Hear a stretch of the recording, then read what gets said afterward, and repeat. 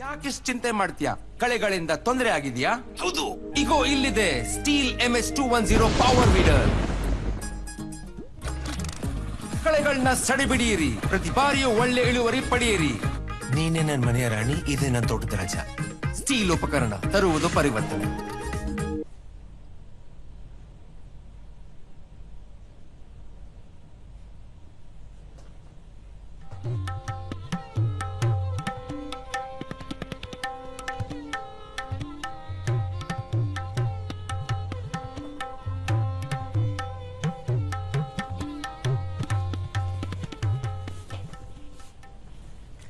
ನಮಸ್ಕಾರ ಪ್ರಿಯ ವೀಕ್ಷಕರೇ, ತಮ್ಮೆಲ್ಲರಿಗೂ ಹಲೋ ಗೆಳೆಯರೇ. ನೇರ ಪ್ರಸಾರದ ಇಂದಿನ ವಿಶೇಷ ಸಂಚಿಕೆಗೆ ಪ್ರೀತಿಯ ಸ್ವಾಗತ. ಆತ್ಮೀಯ ವೀಕ್ಷಕರೇ, ಚಳಿ ಇರಲಿ, ಮಳೆ ಇರಲಿ, ಗಾಳಿ ಇರಲಿ, ಬಿಸಿಲಿರಲಿ, ಪ್ರವಾಹನೇ ಬರಲಿ, ಬರನೇ ಬರಲಿ, ತಮ್ಮ ಬೆವರು, ರಕ್ತ, ಪರಿಶ್ರಮವನ್ನು ಬಸಿದು ನಾಡಿಗೆಲ್ಲ ಅನ್ನ ಕೊಡ್ತಾ ಇರ್ತಕ್ಕಂಥ ಎಲ್ಲ ಪೂಜನೀಯ ರೈತ ಬಾಂಧವರಿಗೆ ನಮೋ ನಮಃ ಅಂತ ಹೇಳ್ತಾ, ಈ ಹೊತ್ತು ಅವರ ದಿನಾಚರಣೆ, ರೈತರಿಗಾಗೇ ಒಂದು ದಿನಾಚರಣೆ ಇದೆ, ರಾಷ್ಟ್ರೀಯ ಕಿಸಾನ್ ಡೇ. ಆ ಒಂದು ಸವಿ ನೆನಪಿನಲ್ಲಿ ನಾವಿದ್ದೇವೆ. ಬಹಳಷ್ಟು ಸಂದರ್ಭಗಳಲ್ಲಿ ನಾವು ಏನೇನೋ ದಿನಾಚರಣೆಗಳನ್ನ ಆಚರಣೆ ಮಾಡ್ತೀವಿ, ಆದರೆ ಅವಕ್ಕೆ ಯಾವಕ್ಕೂ ಅಂಥ ಮಹತ್ವ ಇರೋದಿಲ್ಲ, ಅರ್ಥ ಇರೋದಿಲ್ಲ. ಆದರೆ ಈ ದಿನಾಚರಣೆಗೆ ನಾನಂತೂ ವೈಯಕ್ತಿಕವಾಗಿ ಅತ್ಯಂತ ಸಂತೋಷದಿಂದ, ರೈತರಿಗೂ ಒಂದು ದಿನಾಚರಣೆ ಇದೆ, ರೈತರನ್ನು ಕೂಡ ಸ್ಮರಿಸ್ಕೊಳ್ಳುವಂಥ ದಿನ ಇದೆ ಅಂತ ಹೇಳ್ಕೊಳ್ಳೋದಕ್ಕೆ ತುಂಬ ಹೆಮ್ಮೆ ಪಡ್ತಾ ಇದ್ದೀನಿ, ಖುಷಿ ಪಡ್ತಾ ಇದ್ದೀನಿ.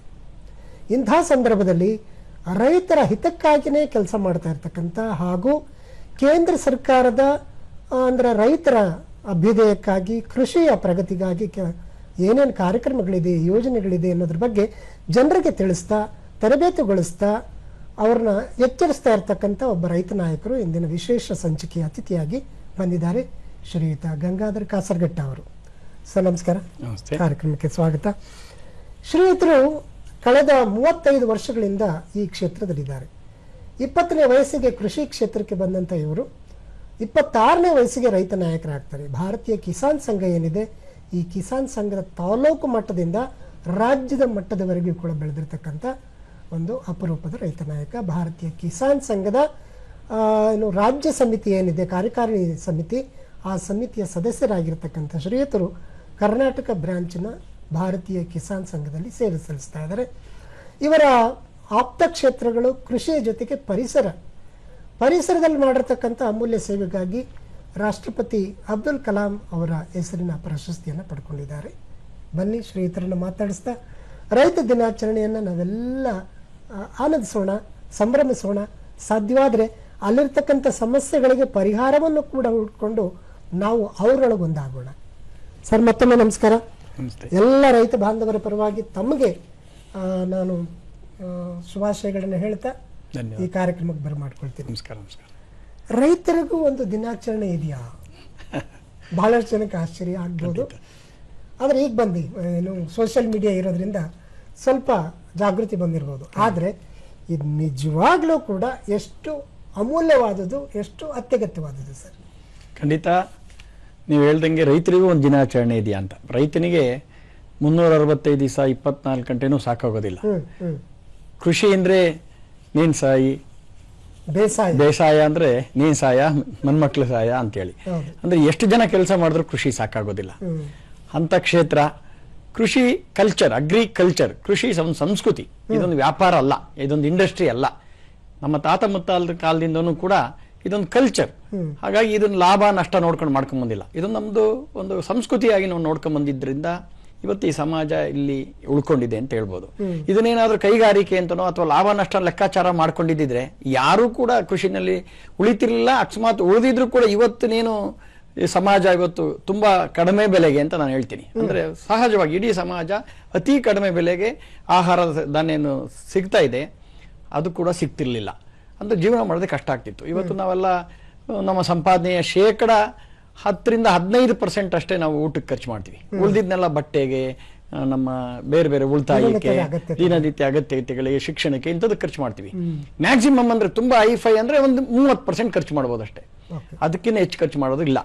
ಹಾಗಾಗಿ ರೈತ ನಷ್ಟ ಆದ್ರೂ ಕೂಡ ತನ್ನ ಸಂಸ್ಕೃತಿಯನ್ನು ಮರ್ತಿಲ್ಲ, ಬೆಳಿತಾನೆ ಇದ್ದಾನೆ. ನನಗನ್ಸಿದ ಪ್ರಕಾರ, ನನ್ನ ಅನುಭವದ ಪ್ರಕಾರ ಅವನ ಬೆಳೆಯ ಉತ್ಪಾದನಾ ವೆಚ್ಚಕ್ಕೆ 50% ಮಾರಾಟ ಮಾಡ್ತಾ ಇದ್ದಾನೆ. ಇದು ನನ್ನ ಅನುಭವ. ಆದರೂ ಕೂಡ ರೈತನಿಗೂ ಒಂದು ದಿನಾಚರಣೆ ಇದೆ, ಏನೇನೋ ಡೇಗಳಿದೆ ಸಮಾಜದಲ್ಲಿ. ಲವರ್ಸ್ ಡೇ ಇದೆ, ಫಾದರ್ಸ್ ಡೇ ಇದೆ, ಮದರ್ಸ್ ಡೇ ಇದೆ, ಮತ್ತು ಮಹಾತ್ಮರ ಡೇಗಳು, ಜಯಂತಿಗಳಿದೆ. ಇದೆಲ್ಲ ಆಚರಣೆ ಮಾಡ್ತೀವಿ. ಆದರೆ ನಾವು ಪ್ರತಿನಿತ್ಯ ನಾವು ಬದುಕಿರೋದಕ್ಕೆ, ನಾವು ಇವತ್ತೇನಾದ್ರೂ ಬದುಕಿದ್ದೀವಿ, ಜೀವಂತವಾಗಿದ್ದೀವಿ ಅಂದ್ರೆ ಅದಕ್ಕೆ ಮುಖ್ಯ ಕಾರಣ ಅನ್ನ, ಆಹಾರ. ಅದನ್ನೇ ಬೆಳ್ಕೊಡುವಂಥವನು ನಾವು ನೆನ್ಸ್ಕೊಂಡೇ ಹೋದ್ರೆ ಅದು ನಮಗೆ ಶೋಭೆ ಅಲ್ಲ, ಮತ್ತು ಅದು ಸರಿನೂ ಅಲ್ಲ. ನಾವು ಹಾಕೋ ಚಪ್ಪಲಿ ಮನುಷ್ಯ ಸಂಸ್ಕೃತಿ ಅಲ್ಲ. ಕೃಷಿ ಸಂಸ್ಕೃತಿಯನ್ನು ಮರೆತರೆ ಸಮಾಜ ಅದು ಪಶು ಸಂಸ್ಕೃತಿಗೆ ಹೋಗ್ಬಿಡುತ್ತೆ. ಕಾಲಿಗೆ ಹಾಕೋ ಚಪ್ಪಲಿ ಬ್ರ್ಯಾಂಡ್ ಇದೆ, ಅವನು ಯಾರು ಉತ್ಪಾದನೆ ಮಾಡ್ತಾನೆ, ಕಂಪನಿ ಹೆಸರಿದೆ. ಹಾಕೋ ಬಟ್ಟೆ, ಕಟ್ಟೋ ವಾಚು, ಬರೆಯೋ ಪೆನ್ನು ಅಲ್ವಾ, ಶೇವಿಂಗ್ ಅದು ಯಾರು ಉತ್ಪಾದನೆ ಮಾಡ್ತಾನೆ ಅಂತ ಅದು ಬರಿದೆ. ಆದ್ರೆ ನಾವು ಪ್ರತಿನಿತ್ಯ 3-4 ಸಲ ಉಣ್ಣೋರು ಇದ್ದೀವಿ, 4-5 ಸರಿ ಚಾ ಕುಡಿಯೋರು ಇದ್ದೀವಿ. ಅದಕ್ಕೆ ಬೇಕಾದ ಸಕ್ಕರೆ, ಹಾಲು, ಟೀ ಪುಡಿ ಇದನ್ನ ಉತ್ಪಾದನೆ ಮಾಡುವಂತವನು ಯಾರು ಅಂತ ಯಾರಿಗಾನ ಗೊತ್ತಾ ನಮಗೆ? ಬ್ರ್ಯಾಂಡ್ ಇಲ್ಲ. ಅಂದ್ರೆ ಪ್ರತಿನಿತ್ಯ ಜೀವನ ಅತ್ಯಗತ್ಯವಾಗಿ ಬೇಕೇ ಬೇಕಾಗಿರ್ತಕ್ಕಂಥ ವಸ್ತು ಏನಿದೆ ಆಹಾರ, ಅದನ್ನ ಬೆಳ್ಕೊಡೋದು ಬ್ರ್ಯಾಂಡ್ ಇಲ್ಲ. ಯಾರು ಬೆಳೆದ ಅಂತ ನಮ್ಗೆ ಗೊತ್ತಿಲ್ಲ. ಒಂದು ತುತ್ತಿನ ಅನ್ನದ ಹಿಂದೆ 1000 ಕೈಗಳ ಶ್ರಮವಿದೆ ಅಂತೇಳಿ ಸಿದ್ಧಗಂಗಾ ಸ್ವಾಮಿಗಳಿಗೊಂದು ಕೊಟೇಶನ್ ಹಾಕ್ತಾರೆ. ಅದನ್ನು ವೇಸ್ಟ್ ಮಾಡಬೇಡಿ ಅಂತೇಳಿ. ಅಂತ ಒಂದು ದೈವ ಸಮಾನವಾದ ದೇವರ ಇದಾನ ಇಲ್ಲೋ ಗೊತ್ತಿಲ್ಲ, ಆದ್ರೆ ರೈತ ಇದ್ದಾನೆ. ರೈತ ಇಲ್ಲ ಅಂದ್ರೆ ಸಮಾಜ ಇಲ್ಲ. ಹಾಗಾಗಿ ಎಂತ ದೇವರಿಗೆ ಸಮಾನವಾದಂತ ರೈತನ ದಿನಾಚರಣೆಯನ್ನು ಇವತ್ತು ಆಚರಣೆ ಮಾಡ್ತಿರೋದು ನನಗೂ ತುಂಬಾ ಸಂತೋಷ. ರೈತರು ಕೂಡ ಇದನ್ನ ಸದುಪಯೋಗ ಪಡಿಸ್ಕೊಬೇಕು. ಅವರು ಒಂದ್ ದಿವಸ ನಮ್ದು ಒಂದು ದಿನಾಚರಣೆ ಇದೆ ಅಂತೇಳಿ ಖುಷಿ ಪಡ್ಬೇಕಾದಂಥದ್ದು. ಆದ್ರೆ ಖುಷಿ ಪಡೋದಕ್ಕೆ ಬೇರೆ ಬೇರೆ ಕಾರ್ಯಕ್ರಮಗಳು ನಡೀತಾ ಇದೆ. ಅದು ಜಾಥಾ ಇರ್ಬೋದು, ಅಥವಾ ಪ್ರಶಸ್ತಿ ಪ್ರದಾನ ಇರ್ಬೋದು, ಇನ್ನೊಂದು ಕಾರ್ಯಕ್ರಮಗಳು ನಡೀತಾ ಇರ್ಬೋದು ಈ ದಿನ. ಆದ್ರೆ ಇವಾಗ್ಲೂ ಹೊಲಗದ್ದೆಗಳಲ್ಲಿ ದುಡಿತಾ ಇರ್ತಕ್ಕಂಥ ಕೃಷಿಕರಿದ್ದಾರೆ, ಕೃಷಿ ಕಾರ್ಮಿಕರು, ಅವ್ರಿಗೆ ಗೊತ್ತೇ ಇಲ್ಲ. ಅವ್ರ ಪಾಡ್ಗೆ ಅವ್ರನ್ನ ಮಾಡ್ಕೊಂಡು ಹೋಗ್ತಾ ಇದ್ದಾರೆ. ಸರ್, ಇದಕ್ಕೆ ನಮ್ಮ ಮಾನ್ಯ ಮಾಜಿ ಪ್ರಧಾನಮಂತ್ರಿ ಚೌಧರಿ ಚರಣ್ ಸಿಂಗ್ ಅವರ ಹೆಸರು ತಳಕು ಹಾಕೊಂಡಿದೆ. ಯಾಕೆ? ಏನು, ಸ್ವಾತಂತ್ರ್ಯ ಬಂದ ಮೇಲೆ ಮೊದಲನೇ ಪಂಚವಾರ್ಷಿಕ ಯೋಜನೆಯಲ್ಲಿ ಕೈಗಾರಿಕಾ ಅಭಿವೃದ್ಧಿಗೆ ಹೆಚ್ಚು ಒತ್ತು ಕೊಟ್ಟರು. ಆ ನಂತರ ಬಂದಂತ ಪಂಚವಾರ್ಷಿಕ ಯೋಜನೆಗಳಲ್ಲಿ ಆಹಾರಕ್ಕೆ ಒತ್ತು ಕೊಟ್ಟರು. ಚೌಧರಿ ಚರಣ್ ಸಿಂಗ್ ಅವರು ಜೈ ಜವಾನ್ ಜೈ ಕಿಸಾನ್ ಅಂತ ಏನೊಂದು ಘೋಷಣೆ ಕೊಟ್ಟರು ಶಾಸ್ತ್ರಿ ಅವರು. ಆ ಸಂದರ್ಭದಲ್ಲಿ ಚೌಧರಿ ಚರಣ್ ಸಿಂಗ್ ಅವರು ಒಂದು ಕೃಷಿ ಮೂಲದಿಂದ ಬಂದಂತವ್ರು. ಹೇಗೆ ನಮ್ಮ ದೇವೇಗೌಡರು ಕೃಷಿ ಕುಟುಂಬದಿಂದ ಬಂದು ಪ್ರಧಾನಿ ಆಗಿದ್ರು, ಹಾಗೆ ಕೃಷಿ ಕುಟುಂಬದಿಂದ ಬಂದಂತ ಒಂದು ಉನ್ನತ ಸ್ಥಾನ ಇದ್ದಂತವ್ರು. ಹಾಗಾಗಿ ಅವರ ಹೆಸರಿನಲ್ಲಿ ಭಾರತ ದೇಶದಲ್ಲಿ ಅವರ ಜನ್ಮದಿನವನ್ನ ರಾಷ್ಟ್ರೀಯ ರೈತ ದಿನಾಚರಣೆ ಅಂತೇಳಿ ಆಚರಣೆ ಮಾಡ್ತಾ ಬಂದಿದ್ದಾರೆ ಡಿಸೆಂಬರ್ 23. ಅದಕ್ಕಿಂತ ಹಿಂದಕ್ಕೆ ಹೋದ್ರೆ, ಪೌರಾಣಿಕಕ್ಕೆ ಅಥವಾ ಇನ್ನೂ ಹಿಂದಕ್ಕೆ ಹೋದ್ರೆ, ನಾವು ಮೊದಲು ಈ ಭಾರತ ದೇಶದಲ್ಲಿ ಕೃಷಿಯನ್ನ ಪ್ರಾರಂಭ ಮಾಡಿದ್ದು ನಾಲೆಗಳಿಗೆ, ಯಮುನಾ ನದಿಗೆ ಅಡ್ಡಲಾಗಿ ಅಣೆಕಟ್ಟನ್ನು ಕಟ್ಟಿ ನೀರಾವರಿ ಕೃಷಿಯನ್ನು ಪ್ರಾರಂಭ ಮಾಡಿದ್ದು ಭಗವಾನ್ ಬಲರಾಮ, ಶ್ರೀಕೃಷ್ಣನ ಕಾಲದಲ್ಲಿ. ನಾವು ಕಿಸಾನ್ ಸಂಘದಲ್ಲಿ ಬಲರಾಮನ ಜಯಂತಿ ಅಂದ್ರೆ ಭಾದ್ರಪದ ಷಷ್ಠಿ, ಚೌತಿನಲ್ಲಿ ಗಣೇಶನ ಹಬ್ಬ ಆಗುತ್ತೆ, ಪಂಚಮಿ ಷಷ್ಠಿ, ಅವತ್ತು ಬಲರಾಮ ಜಯಂತಿಯನ್ನ ರಾಷ್ಟ್ರೀಯ ರೈತ ದಿನಾಚರಣೆ ಅಂತ ನಮ್ಮ ಸಂಘಟನೆ ಒಳಗೆ ಆಚರಣೆ ಮಾಡ್ತೀವಿ. ಐತಿಹಾಸಿಕ ಪುರುಷನ ಹೆಸರಲ್ಲಿ ಅವತ್ತು ಮಾಡ್ತೀವಿ. ಇವತ್ತೇನು ನಮ್ಮ ಚೌಧರಿ ಚರಣ್ ಸಿಂಗ್ ಹೆಸರಲ್ಲಿ ಇವತ್ತು ಕಿಸಾನ್ ದಿನಾಚರಣೆಯನ್ನು ಮಾಡ್ತೀವಿ. 2001ರಿಂದ ಪ್ರತಿ ವರ್ಷ ಡಿಸೆಂಬರ್ 23ರಂದು ರೈತರ ದಿನಾಚರಣೆ ಆಚರಣೆ ಮಾಡಲಾಗ್ತಾ ಇದೆ.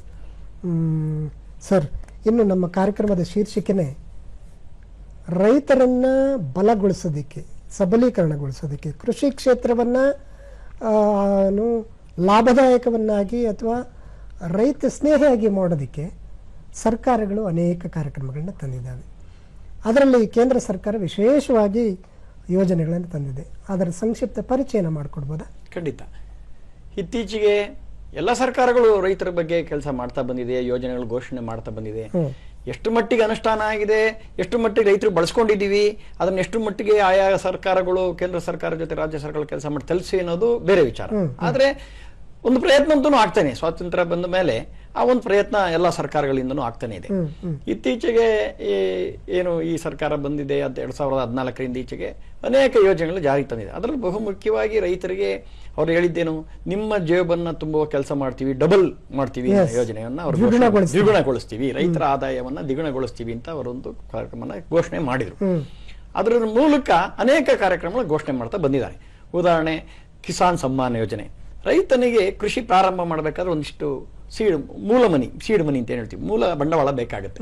ಅದಕ್ಕೋಸ್ಕರ ಅವನ ಖಾತೆಗೆ ನಿರಂತರವಾಗಿ ಒಂದು 6,000 ರೂಪಾಯಿನ ಹಾಕುವಂತ ಶುರು ಮಾಡಿದ್ರು. ಅದಕ್ಕೆ ರಾಜ್ಯ ಸರ್ಕಾರ ಒಂದು 4,000 ಸೇರಿಸಿ ಕೊಡ್ತಾ ಇತ್ತು.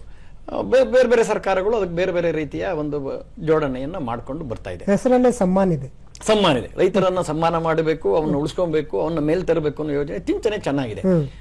ಹಾಗಾಗಿ ನಾವು ಕೂಡ ರೈತರುಗಳು ಅದಕ್ಕೆ ಅಪ್ಡೇಟ್ ಆಗ್ಬೇಕಾದ್ರೆ ಸ್ವಲ್ಪ ಸಮಯನೇ ತಗೋತು. ನಮ್ದು ID ರಿಜಿಸ್ಟರ್ ಮಾಡಬೇಕಾಗಿತ್ತು, ಫ್ರೂಟ್ ID ಮಾಡಬೇಕಾಗಿತ್ತು. ರೈತರುಗಳು ನಮ್ದು ಅದರ ಕಲ್ಪನೆನೇ ಇದ್ದಿಲ್ಲ ನಮಗೆ. ನಿಧಾನಕ್ಕೆಲ್ಲ ಮಾಡಿ ಇವತ್ತು ಲಕ್ಷಾಂತರ ಜನಕ್ಕೆ, ಕೋಟ್ಯಾಂತರ ಜನಕ್ಕೆ ಅದು ಒಂದು ಪ್ರಯೋಜನ ಸಿಗ್ತಾ ಇದೆ. 2,000 ರೂಪಾಯಿ 3 ಕಂತಲ್ಲಿ ನಮಗೆ ಬರ್ತಾ ಇದೆ. ಹಾಗೆ ಅದೇ ರೀತಿ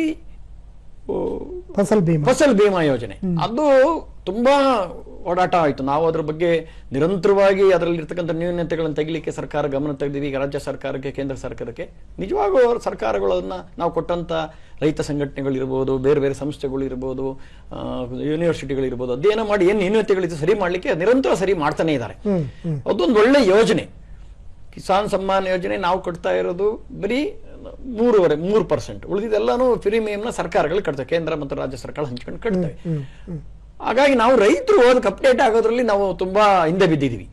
ನಮ್ಗೆ ನಮ್ಮ ಏರಿಯಾ ಬೆಳೆ ಒಂದಿರುತ್ತೆ, ಅಲ್ಲಿ ಯೋಜನೆ ಒಂದಿರುತ್ತೆ.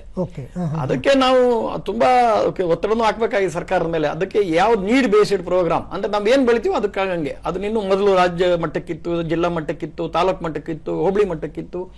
ಈಗ ಗ್ರಾಮ ಪಂಚಾಯಿತಿ ಮಟ್ಟಕ್ಕೆ ಅದನ್ನ ಇಳಿಸುವಂತ ವ್ಯವಸ್ಥೆ ಮಾಡಿದೆ. ಅಂದ್ರೆ ವ್ಯಾಪ್ತಿಯನ್ನ ಅಲ್ಲಿ ಆ ಒಂದು ಪಂಚಾಯಿತಿ ವ್ಯಾಪ್ತಿಯಲ್ಲಿ, ಒಂದು ಹೋಬಳಿ ವ್ಯಾಪ್ತಿನಲ್ಲಿ ಏನೇನ್ ಬೆಳೆ ಬೆಳಿತೀವಿ ಅದನ್ನ ನಾವು ಇಂಥ ಸರ್ಕಾರ ಘೋಷಣೆ ಮಾಡುತ್ತೆ. ಆ ಬೆಳೆಗೆ ನಾವು ಪ್ರೀಮಿಯಂ ಕಟ್ತೀವಿ. ಅದಕ್ಕೆ ಪ್ರಕೃತಿ ಮೇಲೆ ಆಧಾರ ಮಾಡಿಕೊಂಡು ಮಳೆಯ ಮಾಪನಗಳ ಮತ್ತು ಪ್ರಕೃತಿ ವೈಪರೀತ್ಯಗಳನ್ನ ಆಧರಿಸಿಕೊಂಡು ಘೋಷಣೆ ಮಾಡ್ತಾರೆ.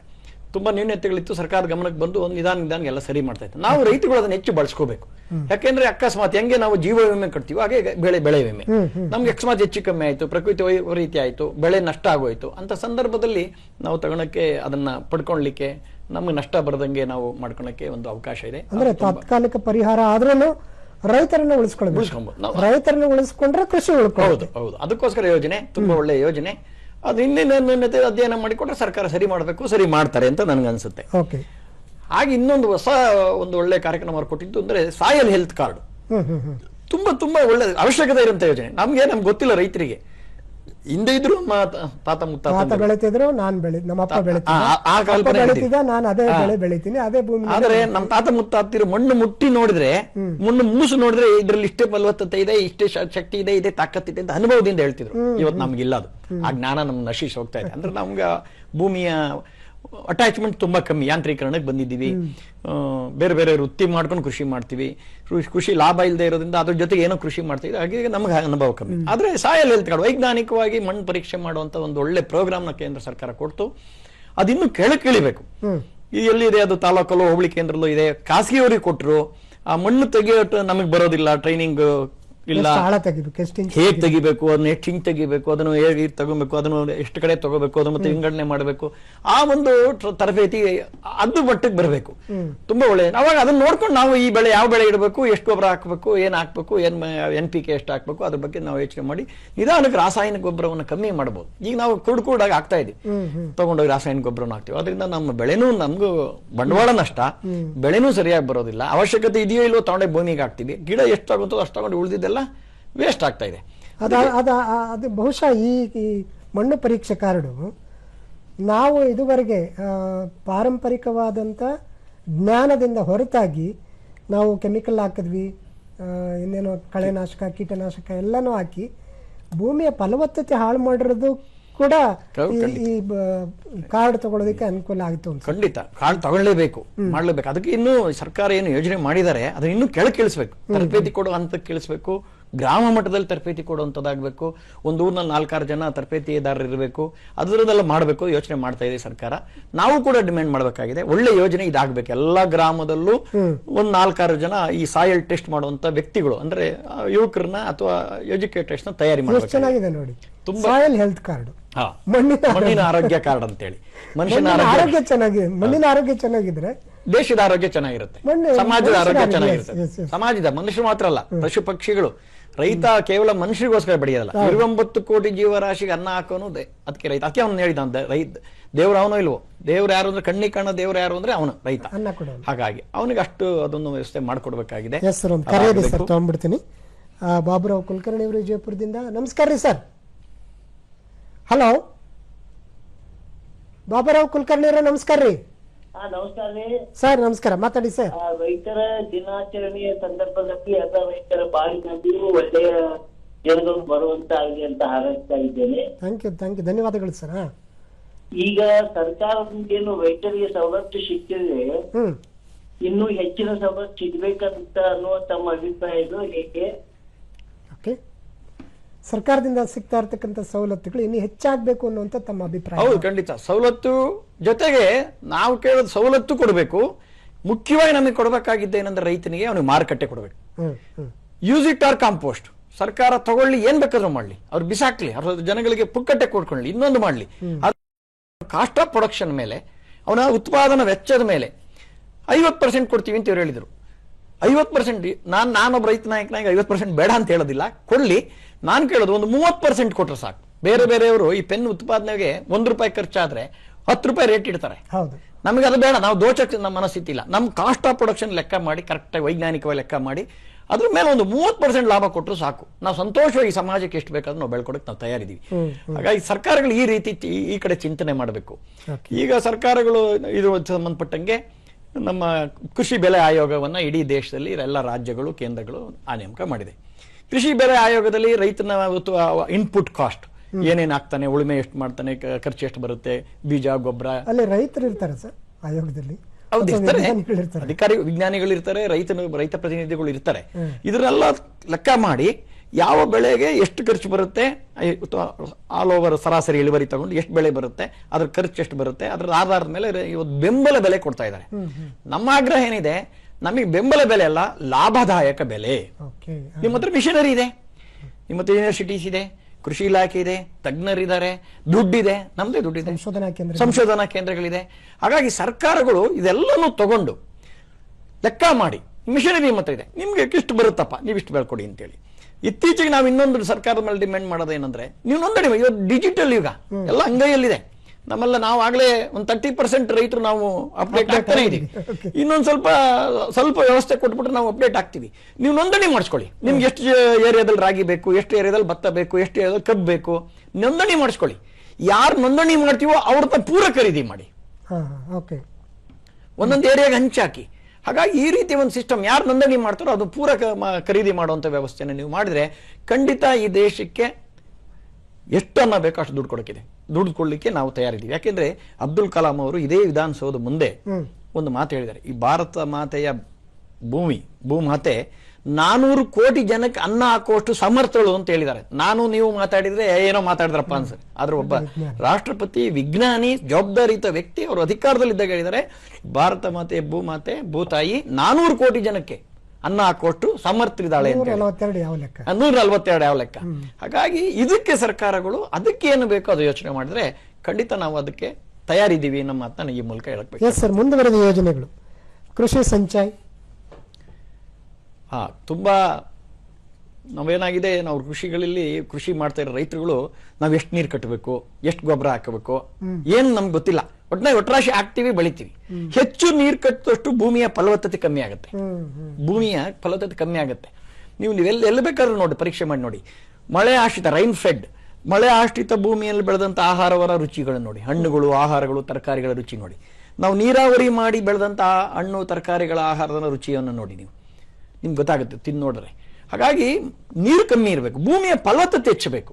ಅದಕ್ಕೆ ಬೇಕಾದಂಥ ಸಾವಯವ ವಸ್ತುಗಳು ಅಂದ್ರೆ ಸಗಣಿ ಗೊಬ್ಬರ, ಕುರಿ ಗೊಬ್ಬರ ಅಥವಾ ಹಸಿರೆಲೆ ಗೊಬ್ಬರ, ಈ ಥರದ ವಸ್ತುಗಳನ್ನ ಭೂಮಿಗೆ ಹಾಕಿ, ಸಾವಯವ ವಸ್ತುಗಳನ್ನ ಹಾಕಿ ಭೂಮಿಯ ಫಲವತ್ತತೆ ಮಾಡಿದಾಗ ನೀರು ಕಮ್ಮಿ ತಗೋತದೆ. ಹಾಗಾಗಿ ಅದಕ್ಕೋಸ್ಕರ ಕೃಷಿ ಸಿಂಚಾಯಿ ಯೋಜನೆ ತುಂಬಾ ಚೆನ್ನಾಗಿ ವರ್ಕೌಟ್ ಆಗ್ತಿತ್ತು. ಮೊದಲು 90% ಹರಿಜನ ಗಿರಿಜನರಿಗೆ, ಉಳಿದವ್ರಿಗೆ 80% ಸಬ್ಸಿಡಿ ಸಿಗ್ತಾ ಇತ್ತು. 1 ಡ್ರಾಪ್ ಮೋರ್ ಕ್ರಾಪ್ ಅಂತ ಒಂದು ಕಲ್ಪನೆ ಇಟ್ಕೊಂಡು ಒಂದು ಯೋಜನೆ ತಂದ್ರು. ಅದು ಸರಿ ಇಲ್ಲಿ ಇಂಪ್ಲಿಮೆಂಟ್ ಆಗ್ತಾ ಇದೆ. ತುಂಬಾ ಚೆನ್ನಾಗಿರೋ ಯೋಜನೆ. ನಾವು ಅದ್ರ ರೀಚ್ ಆಗಿಲ್ಲ, ರೈತರನ್ನ ಬಂದು ಮುಟ್ಟಬೇಕಾಗಿದೆಯಲ್ಲ, ಅದಿಲ್ಲ. ಯೋಜನೆ ಚೆನ್ನಾಗಿ ಮಾಡಿದ್ದಾರೆ, ಭಾವನೆ ಚೆನ್ನಾಗಿದೆ, ಇದು ಚೆನ್ನಾಗಿದೆ, ಅದರ ಉದ್ದೇಶನೂ ಚೆನ್ನಾಗಿದೆ. ಉದ್ದೇಶನೂ ಚೆನ್ನಾಗಿದೆ. ಅದರ ರೀಚ್ ಇದೆಯಲ್ಲ, ಆ ರೀಚ್ಗೆ ಒಂದು ಕಾವಲು ಪಡೆ ಹಾಕ್ಬೇಕು ಸರ್ಕಾರಗಳು, ಯಾವುದೇ ಸರ್ಕಾರ, ಕೇಂದ್ರ ಇರಲಿ ರಾಜ್ಯ ಇರಲಿ, ಇಷ್ಟು ಟಾರ್ಗೆಟ್ ಈ ವರ್ಷ ಇಷ್ಟು ಆಗ್ಲೇಬೇಕಂತೇಳಿ ಅದಾಗಬೇಕು. ಅದಕ್ಕೊಂದು ಆ ಫಾಲೋ ಅಪ್ ಅಂತ ಏನ್ ಹೇಳ್ತೀವಲ್ಲ, ಅನುಷ್ಠಾನದ ಫಾಲೋ ಅಪ್ ಇದೆಯಲ್ಲ, ಅದೊಂದಾದ್ರೆ ತುಂಬಾ ಒಳ್ಳೆ ಯೋಜನೆ. ಕಮ್ಮಿ ನೀರಲ್ಲಿ ಹೆಚ್ಚು ನಾವು ಆಹಾರವನ್ನ ಸಮಾಜಕ್ಕೆ ಕೊಡಬಹುದು. ಪರಿಸರವಾದಿಗಳು, ಪರಿಸರ ಕಾರ್ಯಕರ್ತರು ಆಗಿರೋದ್ರಿಂದ ಈ ನೀರಿನ ಬಳಕೆ ಹೆಚ್ಚಾಗ್ತಿದೆ, ರೈತರು ಯಥೇಚ್ಛವಾದಂಥ ನೀರನ್ನು ಬಳಸ್ಬಿಡ್ತಿದ್ದಾರೆ, ಅಂತರ್ಜಲ ಬರದು ಮಾಡ್ತಾ ಇದ್ದಾರೆ, ಈ ಥರದ್ದೆಲ್ಲ ಆರೋಪಗಳಿತ್ತು. ಈ ಆರೋಪಕ್ಕೆ ಇದೊಂದು ಪರಿಹಾರನ ಖಂಡಿತ 100% ತುಂಬಾ ಉತ್ತಮವಾದ ಯೋಜನೆ. ಇದನ್ನು ಉಪಯೋಗಿಸ್ಕೋಬೇಕು ಮತ್ತು ಇದಕ್ಕೆ ಹೆಚ್ಚು ಹಣನೂ ಒದಗಿಸ್ಬೇಕು ಸರ್ಕಾರಗಳು. ಓಕೆ, ಎರಡೂ ಸರ್ಕಾರಗಳು ಹೆಚ್ಚು ಹಣ ಒದಗಿಸ್ಬೇಕು. ಒಂದು ಕರೆ ಇದೆ ಸರ್, ಮೈಸೂರಿಂದ ಉಷಾ ಅವರು. ಮೇಡಮ್ ನಮಸ್ಕಾರ. ಹಲೋ, ನಮಸ್ತೆ ಮೇಡಮ್. ನಮಸ್ಕಾರ ಸರ್. Yes madam. ಸರ್, ನಿಮ್ಮಂತವರಿಂದ ನಮ್ದು ಹಸಿದು ಹೊಟ್ಟೆ ತುಂಬ್ತಾ ಇದೆ ಸರ್. ನಿಜವಾಗ್ಲೂ ನೀವು ಒಂಥರ ದೇವರು ಸರ್, ನಿಜವಾಗ್ಲೂ ಎಲ್ರಿಗೂ ಅನ್ನದಾತರು ಸರ್. ಈಗ ರೈತರಿಗೆಲ್ಲ ನಿಮ್ಗೆ ತಿಳುವಳಿಕೆ ಎಲ್ಲ ಕೊಡುತ್ತೆ, ಆದ್ರೆ ಅಂತ ಪತ್ನಿಯರಿಗೂ ನೀವು ಕೌಶಲ್ಯ ತರಬೇತಿ ಇರ್ಬೋದು, ಮತ್ತೆ ಈ ಬೆಳೆ ಆದ ವಿಷಯದಲ್ಲೆಲ್ಲ ತಿಳುವಳಿಕೆ, ಮತ್ತೆ ನಿಮ್ ಮಕ್ಳಿಗೂ ಎಲ್ಲಾ ವಿದ್ಯಾಭ್ಯಾಸದಲ್ಲೂ ಕಂಪಲ್ಸರಿ ಮಾಡ್ಬೇಕು ಸರ್. ಒಂದು ಉದ್ಯೋಗ ಇರ್ಬೋದು, ವಿದ್ಯಾಭ್ಯಾಸ ಇರ್ಬೋದು, ಆಮೇಲೆ ಹೆಲ್ತ್ ಇನ್ಶೂರೆನ್ಸ್ ಇರ್ಬೋದು, ಎಲ್ಲ ರಿಯಾಯಿತಿ ಕೊಡ್ಬೇಕು. ಒಂದು ರೈತ ಒಂದು ಹಾವು ಕಚ್ಚ ಇನ್ನೊಂದು ವ್ಯತ್ಯಾಸ ಆದಾಗ ಆ ಮಹಿಳೆಗೆ ತಿಳುವಳಿಕೆ ಇರೋದು ತುಂಬಾ ಕಷ್ಟ ಆಗ್ತದೆ. ಪ್ರತಿಯೊಂದು ವಿಷಯದಲ್ಲೂ ನಿಮ್ಗೆ ರಿಯಾಯಿತಿ ಬೇಕೇ ಬೇಕು ಸರ್. ಈ ಕಡೆ ಸಿಟಿ ಜನಗಳಿಗೆ ಹೇಗೋ ಬದುಕುತ್ತಾರೆ ಸರ್, ನಿಮ್ಮವರು ಮಣ್ಣು ಭೂಮಿ ಬಿಟ್ಟರೆ ಇನ್ನೊಂದು ತಿಳುವಳಿಕೆ ಇರಲ್ಲ. ಅದರಿಂದ ಅಂತ ವಿಷಯ ನೀವು ಹೋರಾಡಿ ನಿಮ್ ಕುಟುಂಬನ ರಕ್ಷಣೆ ಮಾಡ್ಕೋಬೇಕು ಸರ್. ನಮ್ದು ಅದೇ ಆಸೆ. ಇದರಿಂದ ಗಂಡು ಮಕ್ಳಿಗೂ ಹೆಣ್ಣು ಕೊಡೋ ಸಂಖ್ಯೆ ಜಾಸ್ತಿ ಆಗ್ತದೆ. ತುಂಬಾ ಸಂತೋಷ. ನಮ್ಮ ಮೇಲೆ ನೀವು ಅಷ್ಟೊಂದು ಕಳಕಳಿಯಿಂದ ಹೇಳಿದಿರಿ. ನಾವು ಸರ್ಕಾರಗಳ ಜೊತೆ ಅದನ್ನೇ ಓಡಾಟ ಮಾಡ್ತಾ ಇದೀವಿ. ರಾತ್ರಿ ಹೊತ್ತು ವಿದ್ಯುತ್ ಕೊಡ್ತೀರಿ, ಹಾವು ಚೇಳು ಕಾಡು ಪ್ರಾಣಿಗಳು ನಮ್ಗೆ ಕಡಿದ್ರೆ ನಮ್ಮ ಹೆಂಡತಿ ಮಕ್ಕಳಿಗೆ ಯಾರು, ಅದಕ್ಕೋಸ್ಕರ ಹಗಲೊತ್ತು ಕರೆಂಟ್ ಕೊಡಿ. ನಗರ ಪ್ರದೇಶದಲ್ಲಿ ಕೈಗಾರಿಕೆಗಳಿಗೆ ರಾತ್ರಿ ಹೊತ್ತು ನೀವು ಕರೆಂಟ್ ಕೊಡಿ ಅನ್ನೋದನ್ನ ನಾವು ಬೇಡಿಕೆ ಹೋರಾಟ ಮಾಡ್ತಾನೆ ಇದ್ದೀವಿ. ಸರ್ಕಾರಗಳು ಅದಕ್ಕೆ ತಕ್ಕನಾಗಿ ಸ್ಪಂದಿಸುವಂತ ಒಂದು ಕೆಲಸಗಳನ್ನ ಆಗಾಗ ಮಾಡ್ತಾನೆ ಇದೆ. ಅಮ್ಮ, ನೀವು ಹೇಳಿದ ತುಂಬಾ ಸಂತೋಷ, ಸರಿಯಾಗಿದೆ. ನಮಗೂ ಕೂಡ ಸರ್ಕಾರ ಅಕಸ್ಮಾತ್ ನಾವು ಪ್ರಾಣಾಪಾಯ ಆದರೆ ರೈತನಿಗೆ ಹಾವು ಕಚ್ಚಿ ಪ್ರಾಣಾಪಾಯ ಆದರೆ 5 ಲಕ್ಷ ರೂಪಾಯಿವರೆಗೂ ಪರಿಹಾರ ಕೊಡುತ್ತೆ. ಅಪಘಾತ, ಕೃಷಿ ಸಮಯದಲ್ಲಿ ಅಪಘಾತ ಆದರೆ 1 ಲಕ್ಷ ರೂಪಾಯಿವರೆಗೂ ನಮಗೆ ಹೆಲ್ತ್ ಆರೋಗ್ಯಕ್ಕೆ ಅಂತ ಅದೇನು ಹೆಸರು ನೋಂದಾಯಿಸಬೇಕು ಅಂತ ಏನಿಲ್ಲ. ಆ ಯೋಜನೆ ಇದೆ, ನಮ್ಗೆ ಗೊತ್ತಿಲ್ಲ. ರೈತರಿಗೆ ಆ ಯೋಜನೆಗಳ ತಿಳಿಸುವಂತ ವ್ಯವಸ್ಥೆ ನಾಗಲಿ ಹೇಳಿದ್ನಲ್ಲ, ಎಲ್ಲ ಯೋಜನೆಗಳನ್ನ ತಳಮಟ್ಟಕ್ಕೆ ಇಳಿಸುವಂತ ವ್ಯವಸ್ಥೆ ಸ್ವಲ್ಪ ಇನ್ನೂ ಆಗಬೇಕು. ಈಗ ನಮ್ಗೆ ಅನ್ಸೋ ಪ್ರಕಾರ, ನನ್ನ ಅನುಭವದ ಪ್ರಕಾರ ಒಂದು 30% ರೈತರಿಗೆ ಇಂಥದ್ದು ಗೊತ್ತು. ಅಂದ್ರೆ ಯಾರು ಸ್ವಲ್ಪ ವಿದ್ಯಾವಂತರಿದ್ದೀವಿ, ನಾವು ಸ್ವಲ್ಪ ನೀವು ಹೇಳ್ದಂಗೆ ಸೋಷಿಯಲ್ ಮೀಡಿಯಾ ಇದನ್ನ ಬೆಳೆಸ್ತಾ ಇದ್ದೀವಿ, ಅಪ್ಡೇಟ್ ಆಗಿದ್ದೀವಿ, ಅವ್ರಿಗೊಂದು ಇಷ್ಟು ಗೊತ್ತಿರುತ್ತೆ. ಆಮೇಲೆ ಗೊತ್ತಾಗೋದಿಲ್ಲ, ಯಾವತ್ತು ಅಕಸ್ಮಾತ್ ಆಕ್ಸಿಡೆಂಟ್ ಆಗೋಯ್ತು, ರೈತ ಸತ್ತೋಗ್ಬಿಟ್ಟ, ಅವನ್ನ ಎಲ್ಲಿಗೆ ಅಪ್ಲಿಕೇಶನ್ ಕೊಡಬೇಕು, ಎಷ್ಟು ದಿವಸದಲ್ಲಿ ಕೊಡಬೇಕು, ಅದು ಪೋಸ್ಟ್ ಮಾರ್ಟಮ್ ರಿಪೋರ್ಟ್ ಯಾರಿಗೆ ಕೊಡಬೇಕು, ಎಷ್ಟು ದಿವಸ ಡೆತ್ ಸರ್ಟಿಫಿಕೇಟ್ ತಗೋಬೇಕು, ಯಾರಿಗೆ ಕೊಡಬೇಕು, ಇದು ಈ ತಿಳುವಳಿಕೆಯ ಕೊರತೆ ಇದೆ. ಬೆಳೆನ ಸಾಗಿಸುವಾಗ ಸುಮಾರು ಅಪಘಾತಗಳು. ಹೌದು, ಖಂಡಿತ. ಈಗ ನಮ್ಮಲ್ಲೊಬ್ರು ಜನಾರ್ದನ ತೀರ್ಕೊಂಡ್ರು. ನನಗೆ ಒಂದು 8 ದಿವಸ ಆದ್ಮೇಲೆ ಗೊತ್ತಾಯ್ತು, 15 ದಿವಸ ಆದ್ಮೇಲೆ ಗೊತ್ತಾಯ್ತು, ನಾನೆಲ್ಲ ಹೊರಗಡೆ ಇದ್ದಾಗ. ಇಮಿಡಿಯೇಟ್ ನಾನು ಅವರಿಗೆ ಇಲ್ಲಪ್ಪ ಇದನ್ನ ತಗೊಂಡೋಗಿ APMC ಕೊಡಿ ಮಾಡಿದ್ದೆ, ಕೊಟ್ವಿ. ಆ ಸಮಯದಲ್ಲಿ ಕೋವಿಡ್ ಬಂತು, ಆ ಗ್ರೇಸ್ ಪೀರಿಯಡ್ 1 ತಿಂಗಳಾದ್ಮೇಲೆ ಕೊಟ್ಟಿದ್ದಾರೆ ಅಂತ ಇವತ್ತಿನವರೆಗೂ ಅದು ಬರಲಿಲ್ಲ. ಆದ್ರೆ ಸರ್ಕಾರಗಳು ಇಂಥ ಕೇಸನ್ನ ರೈತ ಅವನಿಗೆ ತಿಳುವಳಿಕೆ ಇರೋದಿಲ್ಲ, ಯಾರೋ ಹೇಳ್ತಾರೆ ಎಷ್ಟೋ ದಿವಸ ಆದ್ಮೇಲೆ. ನಿಜವಾಗಲ್ಲಿ ಇದೆ, ಸರ್ಟಿಫಿಕೇಟ್ ಇದೆ, ಡೆತ್ ಸರ್ಟಿಫಿಕೇಟ್ ಇದೆ, ಪೋಸ್ಟ್ ಮಾರ್ಟಮ್ ರಿಪೋರ್ಟ್ ಇದೆ, ಸಾಗಾಣಿಕೆ ಮಾಡ್ತಾ ಇದ್ದ ಪೊಲೀಸ್ ರಿಪೋರ್ಟ್ ಇದೆ. ಇದನ್ನ ಜಿನೇನಂತ ತಗೊಂಡು ಲೇಟ್ ಆದ್ರೂ ಪರವಾಗಿಲ್ಲ, ಆ ರೈತನ ಕುಟುಂಬಕ್ಕೆ ಸರ್ಕಾರಗಳು ಬರಬೇಕು. ಅದಕ್ಕೆ ಆ ನೀತಿಗಳನ್ನು ಸರ್ಕಾರಗಳು ಅಧ್ಯಯನ ಮಾಡಿ ಬದಲಾವಣೆ ಮಾಡಬೇಕು. ಉಷಾ ಅವರ ಮಾತಿನಲ್ಲಿ ಈ ತರದ ಕೌಶಲ್ಯಗಳನ್ನ ಕೊಡಬೇಕು ಅಂತ, ಅದನ್ನೇ ಅದು ಆಗ್ತಾ ಇದೆಯಾ ಸರ್ ರೈತರ ಮಧ್ಯೆ? ಕಮ್ಮಿ. ನಮಗೆ ಕೆಲವು ಸಂಘಟನೆಗಳು, ರೈತ ಸಂಘಟನೆಗಳು ಇದ್ದೀವಿ, ನಾವು ಮಾಡ್ತೀವಿ, ಎಲ್ಲಾ ರೈತ ಸಂಘಟನೆಗಳು ಮಾಡ್ತೀವಿ. ನಮ್ಮ ವ್ಯಾಪ್ತಿ ಎಷ್ಟಿದೆ, ನಾವು ಸಂಬಳ ಇಲ್ಲ, ಸಾರಿಗೆ ಇಲ್ಲ, ನನ್ನ ಗಂಡ ಸುಬೇದಾರ ಅಂತ ಒಂದು ಮಾತಿದೆ. ಆ ರೀತಿ ಕೆಲಸ ಮಾಡೋರು ನಾವು. ಏನು ನಮ್ಮ ವೃತ್ತಿ ಮಧ್ಯೆ, ನಮ್ಮ ಹೊಟ್ಟೆ ಪಾಡಿನ ಮಧ್ಯೆ, ಕೃಷಿ ಮಧ್ಯೆ, ನಮ್ಮ ರೈತರ ಮಧ್ಯೆ ಏನೋ ಒಂದು ಸೇವೆ ಮಾಡೋಣ ಅಂತ ಮಾಡ್ತಾ ಇರ್ತೀವಿ. ಎಷ್ಟು ರೀಚ್ ಆಗಕ್ಕಾಗತ್ತೆ? ಆದ್ರೆ ಸರ್ಕಾರದ ಕಸ್ಕೋದ್ ವ್ಯವಸ್ಥೆ ಇದೆ. ರೀಚ್ ಗ್ರಾಮ ಲೆಕ್ಕಾಧಿಕಾರಿವರೆಗೂ ಇದೆ. ಅಗ್ರಿಕಲ್ಚರ್ ಡಿಪಾರ್ಟ್ಮೆಂಟ್ ಅಲ್ಲಿ ನಮ್ಮ ಹೋಬಳಿವರೆಗೂ ಅಗ್ರಿಕಲ್ಚರ್ ಡಿಪಾರ್ಟ್ಮೆಂಟ್ ಇದೆ. ಅಲ್ಲಿ ಹಾರ್ಟಿಕಲ್ಚರ್ ಇದೆ. ಅಲ್ಲಿ ವ್ಯಕ್ತಿಗಳನ್ನ ಜೋಡಿಸಿ ಹಾಕ್ಬೇಕು, ಏನು ಅಪಾಯಿಂಟ್ಮೆಂಟ್ ಮಾಡಬೇಕು. ಒಂದು ಪಂಚಾಯತಿಗೆ ಅಥವಾ ಒಂದು ಗ್ರಾಮ ಲೆಕ್ಕಾಧಿಕಾರಿ ವ್ಯಾಪ್ತಿ ಇದೆಯಲ್ಲ, ವಿಲೇಜ್ ವ್ಯಾಪ್ತಿ ವ್ಯಕ್ತಿ, ಅವನು ಪ್ರತಿ ದಿವಸ ಒಂದು ಊರಲ್ಲಿ ಓಡಾಡಬೇಕು. ಇಂಥದ್ನೆಲ್ಲ ಆ ಊರಲ್ಲಿ ಪ್ರೋಚರ್ ಹಾಕ್ಸೋರ ಮೂಲಕ, ಇಂಥವ್ರ ಮೂಲಕ ಜಾಗೃತಿ ಮೂಡಿಸುವಂಥ ಕಾರ್ಯಕ್ರಮವನ್ನು ಸರ್ಕಾರಗಳು ಮಾಡಿದ್ರೆ ತುಂಬ ಆಗುತ್ತೆ. ಹಿಂದೆ ಒಂದು ಕಾರ್ಯಕ್ರಮ ಇತ್ತು, ತುಂಬ ಈ ಸಂದರ್ಭದಲ್ಲಿ ಹೇಳ್ತೀನಿ. ನಮ್ಮ ಯೂನಿವರ್ಸಿಟಿ, ಅಗ್ರಿಕಲ್ಚರ್ ಯೂನಿವರ್ಸಿಟಿ ಬೆಂಗಳೂರಿನಲ್ಲಿ ಅಥವಾ ಎಲ್ಲ ಯೂನಿವರ್ಸಿಟಿಲಿ ಇತ್ತು ಅಂತ ಗೊತ್ತಿಲ್ಲ, ಲ್ಯಾಬ್ ಟು ಲ್ಯಾಂಡ್ ಪ್ರೋಗ್ರಾಮ್ ಅಂತೇಳಿ. ಅಲ್ಲಿ ಏನು ಸಂಶೋಧನೆ ಆಗುತ್ತೆ, ಬಂದು ನಮ್ಮ ಗ್ರಾಮಗಳಿಗೆ ಬಂದು ಒಂದೊಂದು ಹೋಬಳಿನಲ್ಲಿ ಒಂದೊಂದು ಗ್ರಾಮ ಆರಿಸ್ಕೊಂಡು ಮಾಡ್ತಿದ್ರು, ಕ್ಷೇತ್ರೋತ್ಸವ ಮಾಡ್ತಿದ್ರು. ತುಂಬಾ ಆ ಇದ್ರಲ್ಲಿ ಬೆಳೆದು ಬಂದವನು. ಒಂದಷ್ಟು ಹಬ್ಬದ ವಾತಾವರಣ. ಅಲ್ಲ, ರೈತನನ್ನ ವಿಜ್ಞಾನಿಯಾಗಿ ಮಾಡು, ಕೃಷಿ ವಿಜ್ಞಾನಿಯಾಗಿ ಮಾಡೋದು.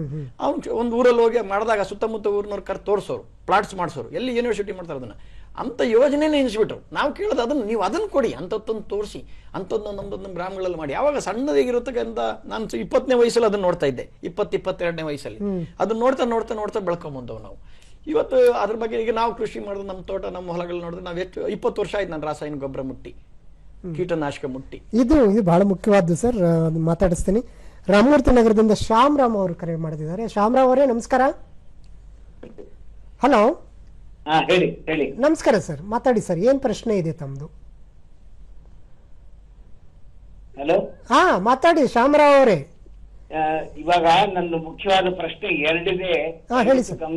ಹೇಳಿ ಸರ್. ನಮ್ಮ ದೇಶದಲ್ಲಿ ಕೇಳಿಸ್ತಾ ಇದೆ, ಟಿವಿ ನೋಡ್ಕೊಂಡು ಮಾತಾಡಿ. ಈ ದೇಶದಲ್ಲಿ ಎಷ್ಟು ವ್ಯವಸಾಯಕ್ಕೆ ಯೋಗ್ಯವಾದ ಭೂಮಿ ಇದೆ, ಎಷ್ಟು ವ್ಯವಸಾಯಕ್ಕೆ ಯೋಗ್ಯವಲ್ಲದ ಭೂಮಿ ಇದೆ. ಆಮೇಲೆ ತುಂಬಾ ಜನರಿಗೆ 100 ಎಕರೆ, 200 ಎಕರೆ, 300 ಎಕರೆ ಇದೆ. ಇದು ಒಂದು ಕಾನೂನು ಬರಬೇಕು. ಈ ಭೂಮಿನಲ್ಲಿ ನೀವಾದ್ರೂ ಬೆಳೀರಿ ಅಥವಾ ಇನ್ನೊಬ್ಬರಿಗೆ ಬೆಳೆಯೋರ್ಗಾದ್ರೂ ಅವಕಾಶ ಮಾಡಿಕೊಡಿ. ಇದು ಬೆಳೆದೇ ಇರುವಂತದ್ದು ನಮಗೆ ಅದು ತುಂಡಾಗಿರ್ಕೊಡ್ದು, ಇದಾಗಿರ್ಕೊಡ್ದು. You must grow something, productive ಆಗಿರ್ಬೇಕು. ಎರಡನೇದು ಸರ್, ಇದುವರೆಗೂ ಆ ರೈತರಿಗೆ ಸರ್ ಆ ಟೊಮೆಟೊ ಬೆಲೆ ಒಂದ್ಸಲ 10 ರೂಪಾಯಿ 20 ರೂಪಾಯಿ ಆಗತ್ತೆ. ಬೆಳೆಯೋರಿಗೆ ಏನಾಗುತ್ತೆ ಸರ್? ಸೌತೆಕಾಯಿ 1 kg 20 ರೂಪಾಯಿ ಅಂತಾನೆ. ಆ ರೈತನಿಗೆ ಏನ್ ತರ ಹೋಗುತ್ತೆ? ನನಗೆ ನಾನು ಹಿರಿಯ ನಾಗರಿಕ, ಇದು ಬೆಲೆ ಕಡಿಮೆ ಆದಷ್ಟು ನನಗೆ ಒಂದೊಂದ್ಸಲ ದುಃಖ ಆಗತ್ತೆ ಸರ್. ಇಲ್ಲಿ 20 ರೂಪಾಯಿ ನಾವು ತಗೊಂಡ್ರೆ ರೈತರಿಗೆ ಏನ್ ಹೋಗುತ್ತೆ ಅನ್ನೋದು ನನಗೆ. ಕೆಲವರು ಖುಷಿಯಾಗಿ ತಗೊಳ್ತಾರೆ, 20 ರೂಪಾಯಿ ಸೌತೆಕಾಯಿ, 20 ರೂಪಾಯಿ ಟೊಮೆಟೊ, 20 ರೂಪಾಯಿ ಈರುಳ್ಳಿ ಅಂತ. 3 ರೂಪಾಯಿ ಎಲ್ಲ ಬಂದ್ಬಿಟ್ಟಿದೆಯಲ್ಲ ಸರ್. I feel so sad that the grower hardly will get 5 rupees. ಇದು ಯಾವಾಗ ಸರ್? ನೀವು ದೇಶದ ತುಂಬಾ ಇದೇನಿ, ದೇಶದ ತುಂಬಾ ಕೃಷಿ ಮಂತ್ರಿಗಳು, ಈ ದೇಶಕ್ಕೊಬ್ಬ ಕೃಷಿ ಮಂತ್ರಿ, ದೇಶದ ತುಂಬಾ ಯೂನಿವರ್ಸಿಟಿಗಳು. ಏನ್ ಸರ್ ಇದು ಅನ್ಯಾಯ? ಶ್ಯಾಮರಾಮ್ ಅವರೇ, ತುಂಬಾ ತುಂಬಾ ಧನ್ಯವಾದಗಳು. ನಾವು ಈ ಕಾರ್ಯಕ್ರಮ ಮೂಲಕ ವೈಯಕ್ತಿಕವಾಗಿ ನಾನಂತೂ ಬಯಸಿದ್ದು, ರೈತರಿಗೆ ಸರ್ಕಾರ ಏನ್ ಮಾಡಿದೆ ಯೋಜನೆಗಳನ್ನ ಅನ್ನೋದಕ್ಕಿಂತ ಹೆಚ್ಚಾಗಿ ಸಮುದಾಯ, ಸಮಾಜ ಹೇಗೆ ಅವರ ನೆರವಿಗೆ ನಿಂತಿದೆ. ಬರೀ ಸರ್ಕಾರದ ಮೇಲೆ ಮಾತ್ರ ರೈತರ ಹಿತ ಇದೆಯಾ ಅನ್ನೋ ಪ್ರಶ್ನೆ ಇತ್ತು. ಆ ಪ್ರಶ್ನೆಗೆ ನಿಮ್ಮ ಕಾಳಜಿ ಪೂರಿತವಾದಂತ ಉತ್ತರ ನೀವೇ ಕೊಟ್ಟಿದ್ದೀರಿ sir. Thank you. Yes sir, ಭೂಮಿ ಮಿತಿ ಒಂದು, ಇಡೀ ಇರೋ ಭೂಮಿನಲ್ಲಿ 1/3 ಭಾಗ ಭೂಮಿ, 3 ಭಾಗ ನೀರು, 1/3 ಭಾಗ ಭೂಮಿ. ಆ 1/3 ಭಾಗದಲ್ಲಿ 1/3 ಭಾಗ ಕೃಷಿ, 1 ಭಾಗ ಕೃಷಿ, ಉಳಿದಿದ್ದೆಲ್ಲ ಕಾಡು. ಆ ಕೃಷಿ ಭೂಮಿನಲ್ಲಿ 30-40% ಬಂಜರು ಭೂಮಿ, ಬೆಟ್ಟ ಗುಡ್ಡ, ಕಾಲುವೆ, ಅದು. ಮತ್ತೆ ರಸ್ತೆಗೆ ಅದಕ್ಕೆ ಇದಕ್ಕೆ ಅದೊಂದು 10%. ನೀವೆಲ್ಲ ಹೋದ್ರೆ ನಮ್ಗೆ ಉಳ್ಕೊಂಡಿದ್ದೆ ಆ ಕೃಷಿಗೆ ಯೋಗ್ಯವಾಗಿರ್ತಕ್ಕಂಥ ಭೂಮಿ 40-50%. ಅಷ್ಟು ಕೃಷಿ ಯೋಗ್ಯ. ಅದನ್ನು ಕೂಡ ಬೇರೆ ಬೇರೆ ಉದ್ದೇಶಕ್ಕೆ, ಕೈಗಾರಿಕೆಗಳಿಗೆ, ನಗರೀಕರಣಕ್ಕೆ, ರಸ್ತೆಗಳಿಗೆ, ರೈಲ್ವೆಗಳಿಗೆ, ಡ್ಯಾಮ್ ಕಟ್ಟಲಿಕ್ಕೆ ಅಂತೇಳಿ ಹೊಸ ಹೊಸ ಯೋಜನೆಗಳನ್ನ ಆಗ್ತಾ ಕಡಿಮೆ ಆಗ್ತದೆ, ಕೃಷಿಯ ಕಮ್ಮಿ ಆಗ್ತಾ ಇದೆ. ಹಾಗಾಗಿ ಕೃಷಿಯಷ್ಟು ಉದ್ಯೋಗವನ್ನು ಯಾರು ಕೊಡಕ್ ಸಾಧ್ಯನೇ ಇಲ್ಲ. ಕೃಷಿ ಕ್ಷೇತ್ರದಷ್ಟು ಉದ್ಯೋಗವನ್ನ ಯಾವ ಇಂಡಸ್ಟ್ರಿನೂ ಕೊಡ್ಲಿಕ್ಕಾಗಲ್ಲ, ಯಾವ IT ಕಂಪನಿನೂ ಕೊಡ್ಲಿಕ್ಕಾಗಲ್ಲ, ಯಾವ ಕಂಪ್ಯೂಟರ್ ಕೊಡ್ಲಿಕ್ಕಾಗಲ್ಲ. ಅದಕ್ಕೆ ನಮ್ಮ ಸರ್ವಜ್ಞರು ಹೇಳಿದ್ದು, ಕೋಟಿ ವಿದ್ಯೆಗಿನ್ನ ಮೇಟಿ ವಿದ್ಯೆ ಮೇಲು, ಕೋಟಿಯಿಂದ ರಾಟಿ ನಡೆದು ಮೇಟಿಯಿಂದ ರಾಟೆ ನಡೆದದು ಅಂತ. ಮೇಟಿ ಇದ್ರೆ ಅಂದ್ರೆ ಕೃಷಿ ಇದ್ರೆ ರಾಟೆ, ಬಟ್ಟೆ ನೇಯೋದು, ಉದ್ಯಮಗಳು ನಡೀತವೆ ಅಂತ. ರಾಟೆ ಮೀನ್ಸ್ ಉದ್ಯಮ ಅಂತ ನಡೀತದೆ ಅಂತ ಅವ್ರು ಹೇಳಿದ್ರು. ಇವತ್ತು ಕೂಡ ಇಡೀ ಪ್ರಪಂಚದಲ್ಲಿ, ಭಾರತ ಮಾತ್ರ ಅಲ್ಲ, ಇಡೀ ಪ್ರಪಂಚದಲ್ಲಿ ಕೃಷಿಯಷ್ಟು ಉದ್ಯೋಗವನ್ನು ಸೃಷ್ಟಿ ಮಾಡಲಿಕ್ಕೆ ಬೇರೆ ಯಾವ ರಂಗದಿಂದಲೂ ಸಾಧ್ಯ ಇಲ್ಲ. ನಾವು ಇವತ್ತು ನಿಧಾನಕ್ಕೆ ಅದನ್ನ ನಿರ್ಲಕ್ಷ್ಯಕ್ಕೆ ಒಳಪಡಿಸ್ತಾ ಇದೀವಿ. ಏನು ಅದರಿಂದ ಆಗ್ತಾ ಇದೀವಿ ಅಂತ ಹೇಳ್ತೀವಿ. ಇತ್ತೀಚೆಗೆ ಕಾರ್ಪೊರೇಟ್ ಕೃಷಿ ಬರಬೇಕು, ಅವರಿಗೆ SEZಗಳ ಮೂಲಕ ಜಮೀನು ಕೊಡಬೇಕು, 5,000 ಎಕರೆ 10,000 ಎಕರೆ ಕೃಷಿ ಕೊಡಬೇಕು, ಆ ರೀತಿಯ ಚಿಂತನೆಗಳು ನಮಗೆ ಬರ್ತಾ ಇದೆ. ಯಾಕೆ ಲಾಭದಾಯಕ ಮಾಡಬೇಕು ಕೃಷಿಗೆ ಅಂತ. ಆದರೆ ನಾವು ಯೋಚನೆ ಮಾಡಬೇಕಾಗಿದೆ, ಆ ರೀತಿ ನಾವೇನಾದರೂ ಈ ದೇಶದ ಭಾರತ ದೇಶದ ವೈವಿಧ್ಯಮಯ ಪ್ರಕೃತಿ, ವೈವಿಧ್ಯಮಯ ಕೃಷಿ, ವೈವಿಧ್ಯಮಯ ಆಹಾರ, ವೈವಿಧ್ಯಮಯ ಸಂಸ್ಕೃತಿ ಇರ್ತಕ್ಕಂಥ ಈ ದೇಶದಲ್ಲಿ ನಾವೇನಾದರೂ ಆ ರೀತಿಯ ಕಾರ್ಪೊರೇಟ್ ಉದ್ಯಮಗಳ ಕೈಗೆ ಜಮೀನು ಕೊಟ್ರೆ ಇವತ್ತು ಸತ್ಯ ಅನ್ಸೋದು, ಹೌದಪ್ಪ ಇವ್ರು ಸಣ್ಣ ಸಣ್ಣ ಭೂಮಿನಲ್ಲಿ ಯಂತ್ರೀಕರಣ ಮಾಡ್ಲಿಕ್ಕಾಗಲ್ಲ, ಸಣ್ಣ ಸಣ್ಣ ಭೂಮಿನಲ್ಲಿ ಲಾಭದಾಯಕ ಕೃಷಿ ಮಾಡೋಕ್ಕಾಗಲ್ಲ ಅಂತ ಇವತ್ತು ಅನ್ಸ್ಬೋದು. ಆದರೆ ಇನ್ನು 25 ವರ್ಷ 50 ವರ್ಷ 100 ವರ್ಷ ನೀವು ಹೇಳೋದು ಮುಂದಿನ ಪೀಳಿಗೆ ನನಗನ್ಸ್ತದೆ ಇದೊಂದು ಊಳಿಗ ಮಾನ್ಯ ಪದ್ಧತಿ ಆಗುತ್ತೆ. ಲ್ಯಾಂಡ್ ಹೋರ್ಡ್ಸ್ ಅದೆಲ್ಲ ಕತೆ ನಾವು ಕೇಳಿದೀವಿ.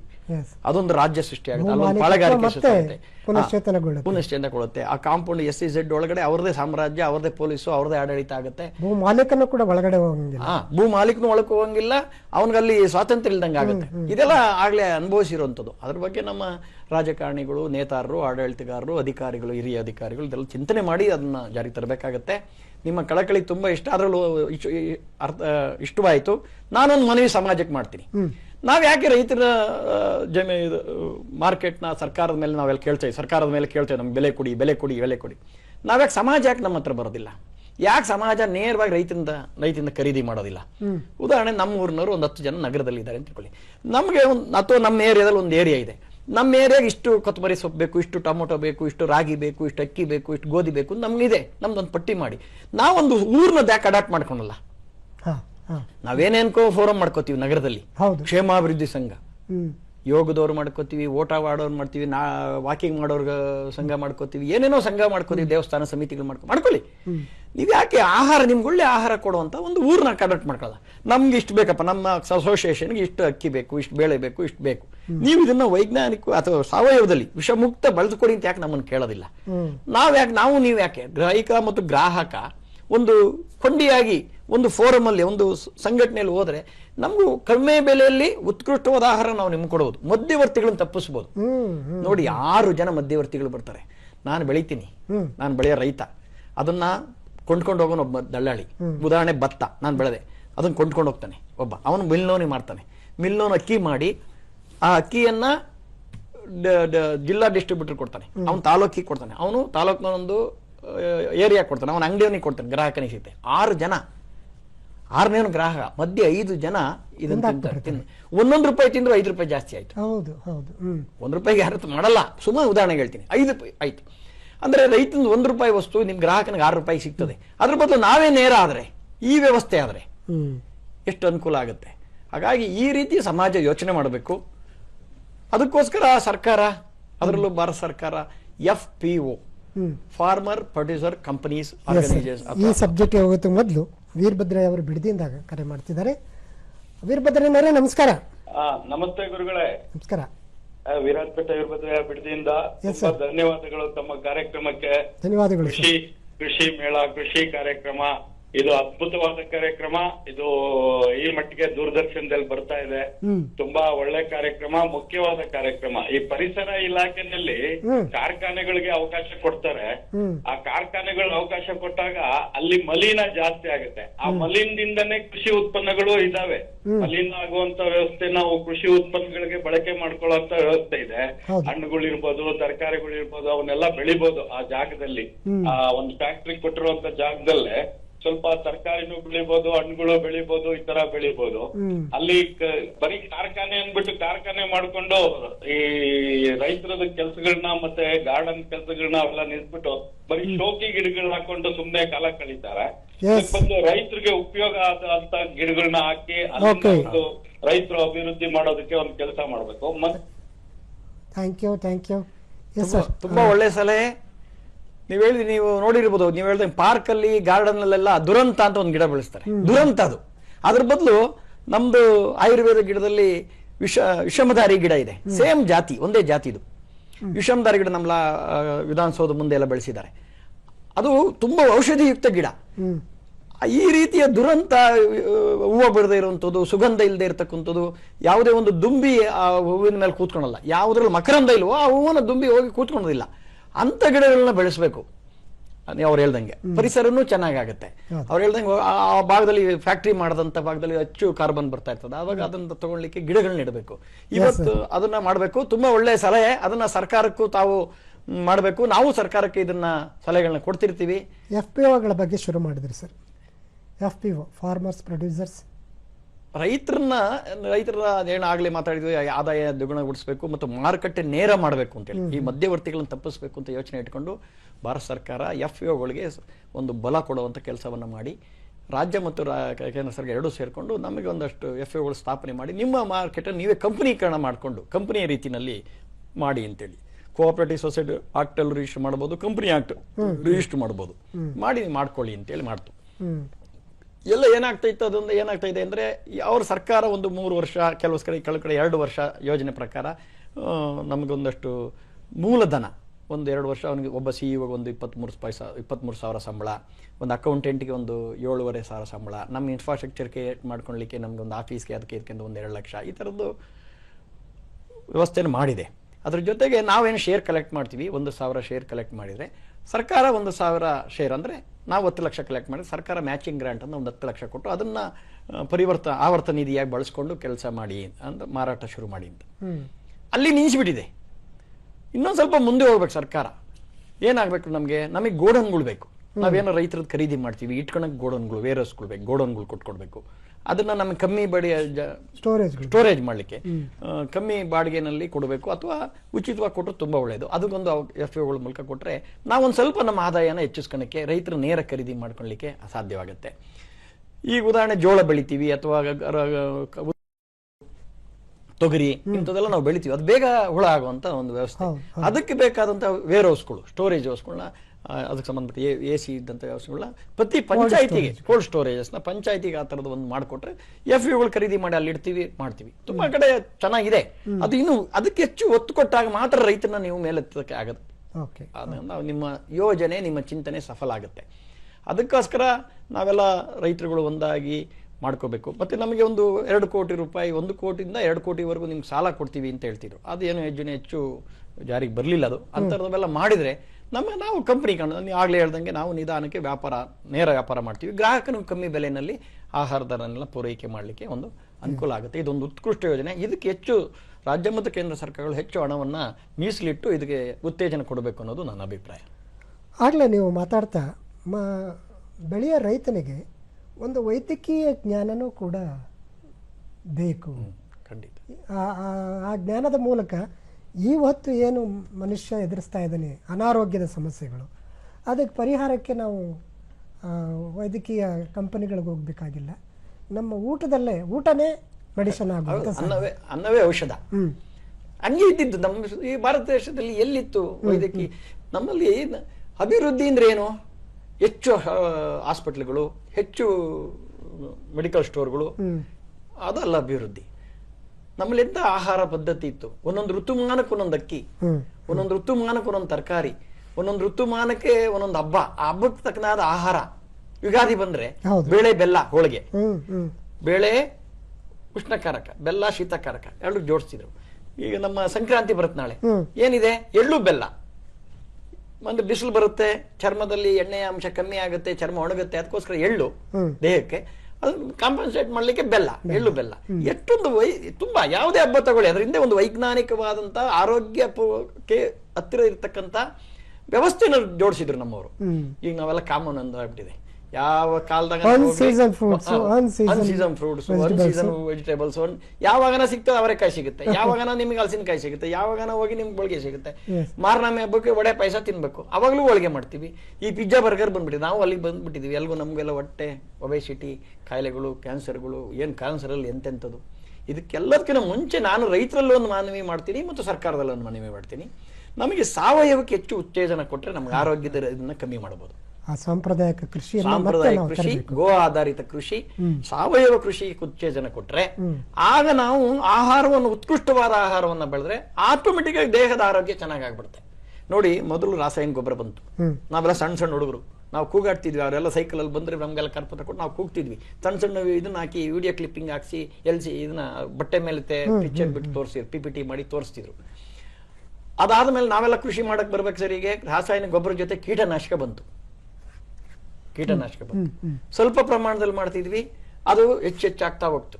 ಅದ್ರ ಪರಿಣಾಮ ಮನುಷ್ಯನ ಕಾಯಿಲೆ ಜಾಸ್ತಿ ಆಗ್ತಾ ಹೋಯ್ತು. ಒಂದು ರಾಸಾಯನಿಕ ಗೊಬ್ಬರ, 2 ಕೀಟನಾಶಕ. ಈಗ ಮಹಾಬ್ರಹ್ಮ ರಾಕ್ಷಸ ಬಂದಿದೆ. ಲೇಬರ್ ಸಿಗೋದಿಲ್ಲ, ಆಳ್ ಸಿಗೋದಿಲ್ಲ, ಹಾಗಾಗಿ ಕಳೆ ಕೀಳ್ಲಿಕ್ಕೆ ಆಗೋದಿಲ್ಲ ಅಂತೇಳಿ ಕಳೆ ನಾಶಕಗಳು ಬಂದಿದೆ. ಇದು ಎಂತ ಅದ್ರ ಮೇಲೆ ಬರ್ದಿದ್ದಾರೆ, ಕ್ಯಾನ್ಸರ್ ಕಾರಕ ಗೊತ್ತಿದೆ, ನಮ್ಗೆ ಓದಕ್ ಬರಲ್ಲ. ಇಂಗ್ಲಿಷ್ ನಲ್ಲಿ ಬರ್ದಿದ್ದಾರೆ, ಸಣ್ಣಗ್ ಬರ್ದಿದ್ದಾರೆ. ನಮ್ಗೆ ಎಷ್ಟು ಹಾಕ್ಬೇಕು ಗೊತ್ತಿಲ್ಲ. ಏನೋ ಒಟ್ಟಿನ ಕಳೆ ಹೋಗ್ಬೇಕು ಅಂತ ಆಗ್ತೀವಿ. ನಮ್ಮ ವಿಜ್ಞಾನಿಗಳು ರೆಕಮೆಂಡ್ ಮಾಡ್ತಾರೆ, ಸರ್ಕಾರಗಳು ಅದಕ್ಕೆ ಒತ್ತು ಕೊಟ್ಟಿದೆ. ಇದರಿಂದ ಮನುಷ್ಯನ ದೇಹದ ಮೇಲೆ, ರಚನೆಯ ಮೇಲೆ, ದೇಹದೊಳಗಿದ್ದ ಜೀವಕೋಶಗಳ ಮೇಲೆ ಪರಿಣಾಮ ಬೀರಿ ವಿಪರೀತ ಕ್ಯಾನ್ಸರ್ ಆಗ್ತಾ ಇದೆ. 17% ಮುಟ್ಟಿ ನಾವು ಕ್ಯಾನ್ಸರು. ನಮ್ಗೆ ಏನು ಅನಿಸ್ತಾ ಇಲ್ಲ, ಎಂತೆಂಥ ಕ್ಯಾನ್ಸರ್, ಅದರಲ್ಲೂ ಹೆಣ್ಣು ಮಕ್ಕಳಿಗೆ ಬ್ರೆಸ್ಟ್ ಕ್ಯಾನ್ಸರು, ಗರ್ಭಕೋಶ ನಾಳದ ಕ್ಯಾನ್ಸರು. ಅದಕ್ಕೋಸ್ಕರ ಒಂದಷ್ಟು ಯೋಜನೆಗಳು ಏನು ನಮಗೆ ಆಗ್ತಾ ಇದೆ. ನಮಗಂತೂ ಹಳ್ಳಿ ಜನ ರೈತಾಪಿಗಳು ಅಷ್ಟೊಂದು ಇಲ್ಲ. ಆದರೆ ವಿಜ್ಞಾನಿಗಳು ಮತ್ತು ನಮ್ಮ ಅಧಿಕಾರಿಗಳು ಸರ್ಕಾರಕ್ಕೆ ಈ ವಿಚಾರನ ಮನವಿ ಮಾಡಬೇಕು. ಮೊದಲು ಕಳೆನಾಶಕವನ್ನ ಬ್ಯಾನ್ ಮಾಡಬೇಕು. ಅದಕ್ಕೆ ಪರ್ಯಾಯವಾಗಿ ಏನಿದೆ, ಇವೆಲ್ಲ ಮಲ್ಚಿಂಗ್ ಮಾಡಿದ್ರೆ ಕಳೆದೇ ಬರಲ್ಲ, ಅದಕ್ಕೆ ಹೆಚ್ಚು ಒತ್ತು ಕೊಡಬೇಕು. ಬೆಳೆ ವೈವಿಧ್ಯತೆಯನ್ನ ಜೋಡಿಸ್ಕೊಡ್ಬೇಕು, ಕಲ್ಸ್ಕೊಡ್ಬೇಕು. ಬಳ್ಳಾರಿಯಿಂದ ಒಂದು ಕರೆ ಇದೆ, ತಗೊಳ್ಳ ಸರ್. ಕಳ್ಕೊಳ್ಳಿ. ಹಲೋ ಮಂಜುನಾಥ್ ಅವರೇ, ನಮಸ್ಕಾರ. ನಮಸ್ಕಾರ ಮೇಡಮ್. ನಮಸ್ಕಾರ, ಮಾತಾಡಿ. ನಾವು ಈ ರೈತರಿಗೆ ಬೆಳೆ ವಿಮೆ ಎಲ್ಲ ಮಾಡ್ತಲ್ಲ. ಹಲೋ, ಸ್ಪಷ್ಟವಾಗಿ ಕೇಳಿಸ್ತಾ ಇಲ್ಲ, ಹೇಳಿ ಸರ್. ರೈತ ದಿನಾಚರಣೆಗಳು ಹಾ, ಈಗ ರೈತರಿಗೆ ಬೆಳೆ ವಿಮೆ ಮಾಡ್ಬೇಕು ಅಂತ ಹೇಳಿ ಪ್ರತಿಯೊಂದು ಹಂತದಲ್ಲೂ ಸರ್ಕಾರ ವ್ಯವಸ್ಥೆ ಮಾಡ್ತಾ ಇದ್ದೀರಾ. ಓಕೆ. ಅದನ್ನ ಗ್ರಾಮ ಪಂಚಾಯತಿ ಸದಸ್ಯರ ಜೊತೆಯಲ್ಲಿ ಒಬ್ಬರು 4 ಫೀಡ್ ಮಾಡಿ ಗ್ರಾಮ ಪಂಚಾಯತಿ ಮಟ್ಟದಲ್ಲಿ ಅದನ್ನ ಮಾಡ್ಕೊಟ್ರೆ ರೈತರಿಗೆ ಅನುಕೂಲ ಆಗುತ್ತೆ. ಹೌದು ಹೌದು ಹೌದು. ಎಸ್ ಸರ್, ಬಹಳ ನೇರವಾದ ಪ್ರಶ್ನೆ. ಥ್ಯಾಂಕ್ ಯು ಮಂಜುನಾಥ್ ರಾವ್ ಅವರೇ. ಎಸ್ ಸರ್, ಬೆಳೆ ವಿಮೆ ನೇರವಾಗಿ ರೈತನ ದೃಷ್ಟಿಯಲ್ಲಿ ರೈತನಿಂದ ಗ್ರಾಮ ಪಂಚಾಯತ್ ಲೆವೆಲ್ ಆಗಬೇಕು. ಹೌದು, ಈಗ ಹೋಬಳಿ ಮಟ್ಟದಲ್ಲಿ ಇದೆ.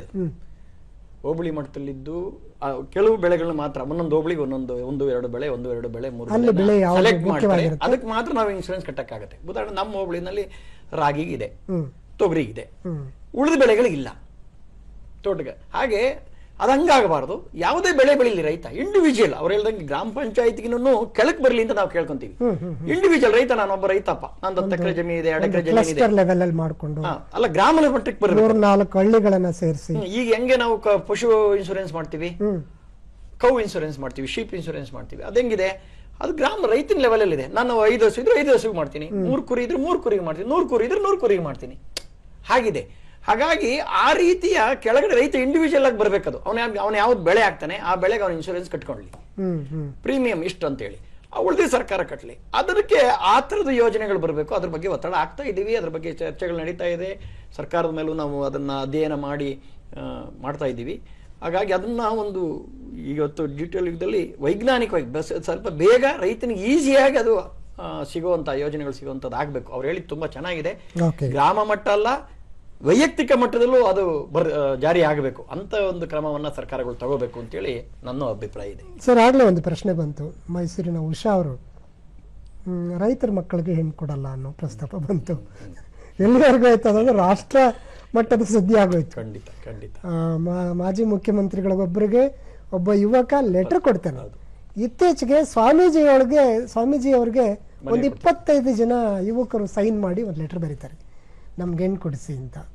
ಈ ದುರಂತನ ನೆನಪಿಸ್ಕೊಂಡು ನಮ್ಮ ಯುವ ಜನಾಂಗವನ್ನ, ಇದೆಲ್ಲ ಸಮಸ್ಯೆಗಳಿದಾವೆ ಸರ್, ಬಹುಶಃ ಒಂದು 30 ಯೋಜನೆಗಳಿದಾವೆ ಸರ್ ಕೇಂದ್ರ ಸರ್ಕಾರದಿಂದ. ಕೃಷಿ ಅಭ್ಯುದಯಕ್ಕೆ ಕೇಂದ್ರ ರಾಜ್ಯ ಸರ್ಕಾರದಿಂದ 30ಕ್ಕಿಂತ ಹೆಚ್ಚು ಯೋಜನೆಗಳಿದಾವೆ. ಇದಕ್ಕೆ ಹೊರತಾಗಿ ಇಂಥ ಯೋಜನೆಗಳ ಫಲವನ್ನು ಪಡ್ಕೊಳ್ಳೋದಕ್ಕೆ ನಮ್ಮ ಯುವ ಜನಾಂಗವನ್ನ ಆಕರ್ಷಣೆ ಮಾಡೋದು ಹೇಗೆ?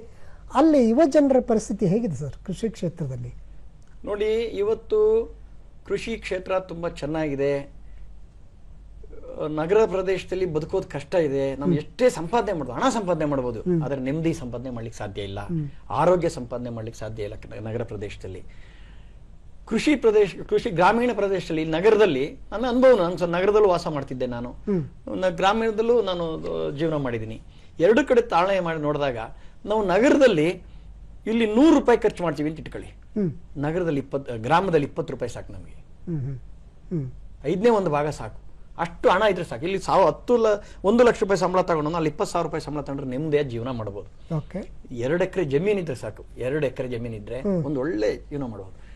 ಆದ್ರೆ ಯಾಕೋ ಗೊತ್ತಿಲ್ಲ, ಅಲ್ಲಿ ಹೆಣ್ಮಕ್ಳು ಯಾಕೆ ಮದುವೆ ಆಗೋದಿಲ್ಲ ಅನ್ನೋದು 2 ಕಾರಣ. ಒಂದು, ಹೆಣ್ಣು ಗಂಡಿನ ರೇಷಿಯೋ ಇರೋದೊಂದು, ಸಮಾಜ ಮಾಡಿದಂಥ ತಪ್ಪು. ನಾನು ವೈಯಕ್ತಿಕವಾಗಿ ನನ್ನ ಅಧ್ಯಯನ ಏನಿದೆ ಅಂದ್ರೆ, ಈ ಕಳೆದ 20 ವರ್ಷಗಳಿಂದ ಹಿಂದೆ ಒಂದು ಏನು ಈ ಸಮಾಜದಲ್ಲಿ ನಡೀತು, ಹೆಣ್ಣು ಭ್ರೂಣ ಹತ್ಯೆ ನಡೀತು,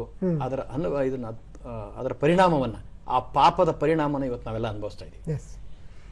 ಒಂದು ನನಗೆ ಗೊತ್ತಿರೋ ಪ್ರಕಾರ. ಎರಡನೇದು ವಿದ್ಯಾವಂತರ ಆದ ತಕ್ಷಣ SLC ಆದ್ರೆ ಊರಾಗಿರ್ಬೇಡ, PUC ಆದ್ರೆ ಕೊಟ್ಟಿಗೆ ಬರಬೇಡ, ಡಿಗ್ರಿ ಆದ್ರೆ ಊರಾಗಿರ್ಬೇಡ, PUC ಆದ್ರೆ ಕೊಟ್ಟಿಗೆ ಬರಬೇಡ, SLC ಆದ್ರೆ ಕೃಷಿ ಮಾಡಬೇಡ ಅನ್ನೋ ಭಾವನೆ ಬಂದ್ಬಿಟ್ಟಿದೆ ನಮಗೆ. ಓದಿದ ತಕ್ಷಣ ಕೃಷಿ ಮಾಡಬಾರ್ದು ಅಂತೇಳಿ ಖಂಡಿತ ತಪ್ಪು. ತುಂಬಾ ವಿದ್ಯಾವಂತರು ಯಾರಿದ್ದಾರೆ ಅವರು ಕೃಷಿಗೆ ಬರಬೇಕು.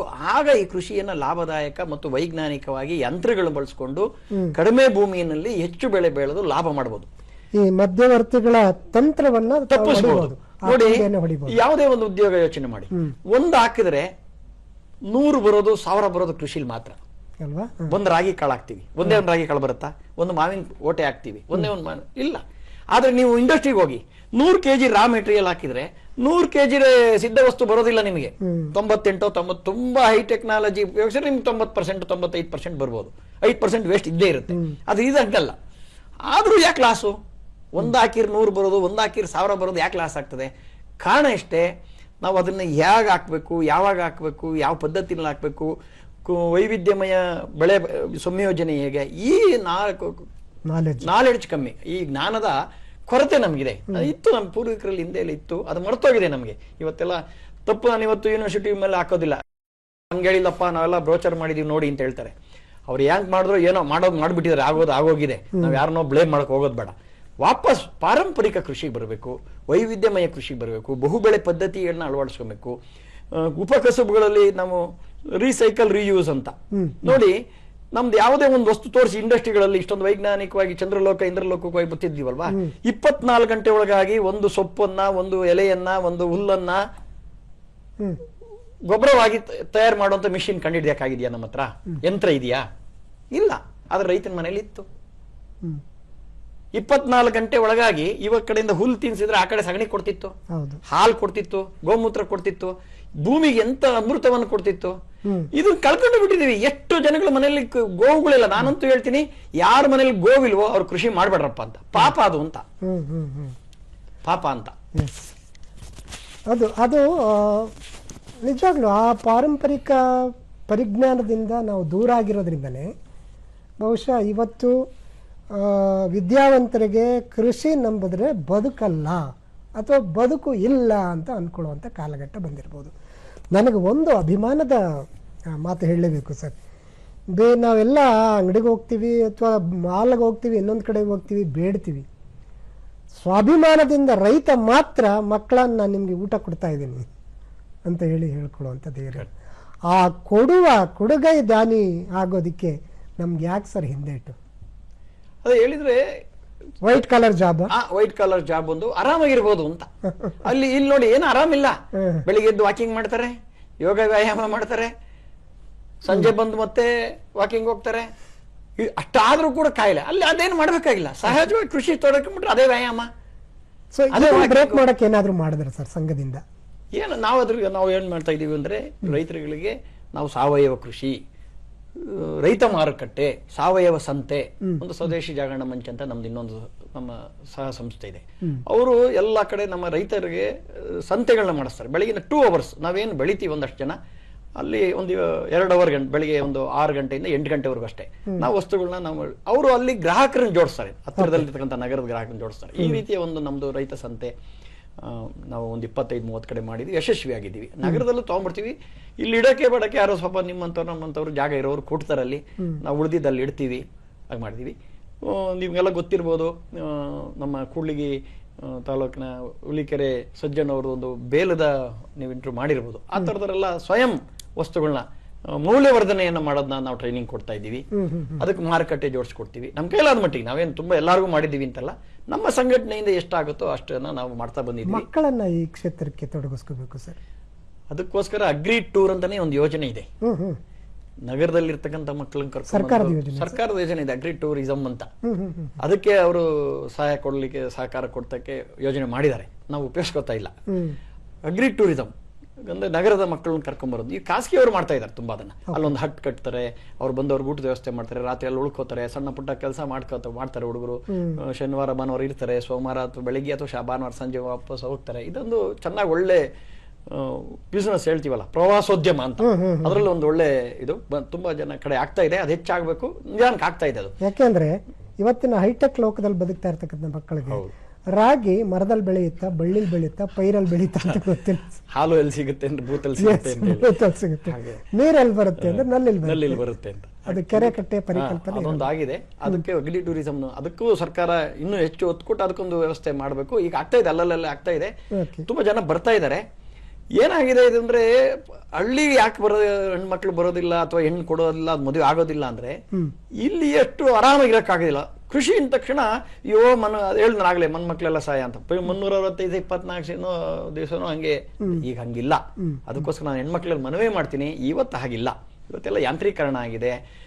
ಒಬ್ಬನೇ ವ್ಯಕ್ತಿ ಇಡೀ ಒಂದು ಗಂಡ ಹೆಂಡತಿ ಇಬ್ರು ಮನೆಯಲ್ಲಿದ್ರೆ ಅನೇಕ ಸ್ತರದ ಕುರಿ, ಕೋಳಿ ಅಥವಾ ಈ ರೀತಿ ವೈವಿಧ್ಯಮಯ ಉಪಕಸಬುಗಳ ಜೊತೆ ಕೃಷಿ ಮಾಡಿಕೊಂಡು ಲಾಭ ಬಾರಿಸಬಹುದು. ನನ್ಗನ್ಸುತ್ತೆ 2 ಎಕರೆ ಜಮೀನು ಇರೋನು, ಬೇರೆಯವ್ರ ಹತ್ರ ಜೀತ ಮಾಡತ್ತೆ. 2 ಎಕರೆ ಜಮೀನು ಇರೋನು ಕರೆಕ್ಟ್ ಆಗಿ ಕೃಷಿ ಅಧ್ಯಯನ ಮಾಡಿ ಗಂಡ ಹೆಂಡತಿ ಜೋಡಿಸ್ಕೊಂಡು ಮಾಡಿದ್ರೆ ತುಂಬಾ ಜನ ನಾನು ನೋಡಿದೀನಿ. ಬೇಕಾದ್ರೆ ಎಲ್ಲಿ ಬೇಕಾದ್ರೆ ಅಡ್ರೆಸ್ ಕೊಡಬಲ್ಲೆ. ಇದ್ದರೆ ನಾವು ಒಂದು ವರ್ಷಕ್ಕೆ ಸುಮಾರು 5 ಲಕ್ಷ ರೂಪಾಯಿವರೆಗೂ ದುಡಿಯೋರು ನಾನು ನೋಡೀನಿ. ಹಾಗಾಗಿ ನಾವು ಬರಬೇಕಷ್ಟೇ. ಆ ವಿದ್ಯಾವಂತ ಹೆಣ್ಮಕ್ಳು ಈಗ ಕೃಷಿ ರೈತರ ಮಕ್ಕಳು ಮದುವೆ ಆಗಿ ಬರಬೇಕು. ಅವ್ರ ಆರೋಗ್ಯ ಚೆನ್ನಾಗಿರುತ್ತೆ, ಆಯಸ್ ಚೆನ್ನಾಗಿರುತ್ತೆ, ಅವ್ರ ಸೌಂದರ್ಯ ಚೆನ್ನಾಗಿರುತ್ತೆ. ಇಲ್ಲಂಗೇನು ಆರ್ಟಿಫಿಷಿಯಲ್ ಬ್ಯೂಟಿಫುಲ್ ಎಲ್ಲ ಹಾಕಬೇಕಾದಂತ ಅವಶ್ಯಕತೆ ಇರೋದಿಲ್ಲ. ನ್ಯಾಚುರಲ್ ಸಿಗುತ್ತೆ. ನಿಮ್ಮ ರೈತರ ಬದುಕು ಮುಂದಿನ ದಿನಗಳಲ್ಲಿ ಆಶಾದಾಯಕವಾಗಿರುವಂತ ಭರವಸೆಯನ್ನು ತಾವು ಕೊಡ್ತೀರಾ ಸರ್? ಖಂಡಿತ. ಕೃಷಿ ಬಿಟ್ರೆ ನಿಮ್ಮ ಅನುಭವ, ಖಂಡಿತ ಕಾರ್ಯಕ್ಷೇತ್ರದ ವ್ಯಾಪ್ತಿ 100%. ಕೃಷಿ ಬಿಟ್ರೆ ಬದುಕಿಲ್ಲ. ಕೃಷಿಯೇ ಜೀವನ. ಕೃಷಿಯಿಂದನೇ ನಾವು ಚೆನ್ನಾಗಿರ್ಬೋದು. ಹಾಗಾಗಿ ನಾವು ಹೆಚ್ಚು ಹೇಳ್ದಲ್ಲ, ಕೃಷಿ ಬರಬೇಕು, ವೈಜ್ಞಾನಿಕ ಕೃಷಿಯನ್ನು ಅಧ್ಯಯನ ಮಾಡ್ಕೊಂಡ್ ಬರ್ಬೇಕು. ನಮಗೆ ಬೇಕಾದಂತ ಇವತ್ತು ನೋಡಿ, ಮೊದಲು 10-15 ಎಮ್ಮೆ ಸಾಕಬೇಕಿತ್ತು. 1 ಎಮ್ಮೆ ಸಾಕು, ಒಂದು ಹಸು ಸಾಕು. ಒಂದು ಹಸುನಲ್ಲಿ 30 ಎಕರೆನಲ್ಲಿ ಕೃಷಿ ಮಾಡಬಹುದು, ಗೊಬ್ಬರ ತಯಾರು ಮಾಡಬಹುದು. ನಮ್ಮ ಸಿದ್ಧ ಮಾಡಿದ್ದಾರೆ ವಿಜ್ಞಾನಿಗಳು, ನಮ್ಮ ಯೂನಿವರ್ಸಿಟಿಗಳನ್ನೆಲ್ಲ ಸಿದ್ಧ ಮಾಡಿಕೊಟ್ಟಿದ್ದಾರೆ. ಈ ರೀತಿಯ ಹೊಸ ವಿಧಾನಗಳನ್ನ ಅಧ್ಯಯನ ಮಾಡಿ ನಾವು ವಿದ್ಯಾವಂತರು ಬಂದು ಕೃಷಿ ಮಾಡಿದಾಗ ಈ ಕೃಷಿಗೆ ಒಂದು ಮಹತ್ವ ಬರುತ್ತೆ, ಈ ಸಮಾಜಕ್ಕೊಂದು ಬೆಲೆ ಬರುತ್ತೆ. ಹಾಗಾಗಿ ಬೇರೆ ದೇಶದ ಮುಂದೆ ಕೈ ಚಾಚುವಂತ ವಿಷಯ ನಮ್ಗೆ ತಪ್ಪುತ್ತೆ. ಮತ್ತೆ ಭಾರತದ ಸಮಾಜದ ಪಾತ್ರ ಸರ್, ಸಮಾಜ ಖಂಡಿತ ನಾವು ವಿದೇಶಿ ವಸ್ತುಗಳನ್ನ ಬಳಸೋದು ನಿಲ್ಲಿಸಬೇಕು. ವಿದೇಶಿಯಿಂದ ಬಂದಂತ ಆಮದಾದಂತ ಯಾವುದೇ ಆಹಾರ ಧಾನ್ಯ ಇರ್ಬೋದು, ಬೇರೆ ವಸ್ತುಗಳನ್ನ ಖರೀದಿ ಮಾಡೋದು ಮೊದಲು ನಿಲ್ಲಿಸಬೇಕು. ನಾವು ನಮ್ಮೂರಲ್ಲಿ ಮೊದಲು ದೇಶಿಯಿಂದ ನಮ್ಮೂರಲ್ಲಿ ಏನು ಉತ್ಪತ್ತಿ ಆಗುತ್ತೆ ಅದನ್ನು ನಮ್ಮೂರವ್ರು ಬಳಸಬೇಕು. ಆನಂತರ ಅಕ್ಕಪಕ್ಕದವರು, ಅಕ್ಕಪಕ್ಕ ಜಿಲ್ಲೆ, ರಾಜ್ಯ ಬಳಸಬೇಕು. ಹಾಗಾಗಿ ಆ ರೀತಿಯ ಒಂದು ಚಿಂತನೆಗೆ ಸಮಾಜ ಜೋಡಿಸ್ಕೊಂಡಾಗ ಮಾತ್ರ ಕೃಷಿ ಉಳಿಯುತ್ತೆ. ಇಲ್ಲದಿದ್ರೆ ಕೃಷಿ ಉಳಿಯೋದಿಲ್ಲ. ನಾವೆಲ್ಲರೂ ಸಂಕಷ್ಟಕ್ಕೆ ಒಳಗಾಗಬೇಕಾಗತ್ತೆ ಅನ್ನೋದನ್ನ ಈ ಮೂಲಕ ತಿಳಿಯಪಡಿಸ್ತೀವಿ. ಸಂಕಷ್ಟದಿಂದ ದೂರ ಇರಬೇಕು. ಸಂಕಷ್ಟಕ್ಕೆ ಪರಿಹಾರದ ಮಾರ್ಗ ಅಂತಂದರೆ ನಮ್ಮ ಕೃಷಿ ಸಂಸ್ಕೃತಿಯನ್ನು, ರೈತ ಸಂಸ್ಕೃತಿಯನ್ನು ಉಳಿಸ್ಕೊಳ್ಳುವಂಥದ್ದು ಭಾಳ ಅತ್ಯಗತ್ಯವಾಗಿದೆ ಸರ್. ಈ ಅಮೂಲ್ಯವಾದಂಥ ಸಂದೇಶದೊಂದಿಗೆ ಇವತ್ತಿನ ಕಾರ್ಯಕ್ರಮದ ಸಂಚಿಕೆಯನ್ನು ಮುಕ್ತಾಯ ಮಾಡ್ತೀನಿ. ತಾವು ಒಂದು ವಿಶೇಷ ದಿನದ ವಿಶೇಷ ಅತಿಥಿಯಾಗಿ ನಮಗೆ ಬಂದ್ರಿ, ಕಾರ್ಯಕ್ರಮ ನಮ್ಮ ಸಂಪನ್ನಗೊಳಿಸಿದ್ರಿ. ಅದಕ್ಕಾಗಿ ತಮಗೆ ಧನ್ಯವಾದಗಳು ಸರ್. ನಮಸ್ಕಾರ. ಎಲ್ಲ ರೈತರ ಬಾಂಧವರ ಪರವಾಗಿ ಆತ್ಮೀಯರೇ, ಮತ್ತೊಂದು ಸಂಚಿಕೆಯೊಂದಿಗೆ ಮುಂದಿನ ವಾರ ಭೇಟಿಯಾಗ್ತೀನಿ. ಅಲ್ಲಿವರೆಗೆ ತಪ್ಪದೆ ನೋಡ್ತಾ ಇರಿ ದೂರದರ್ಶನ ಚಂದನ.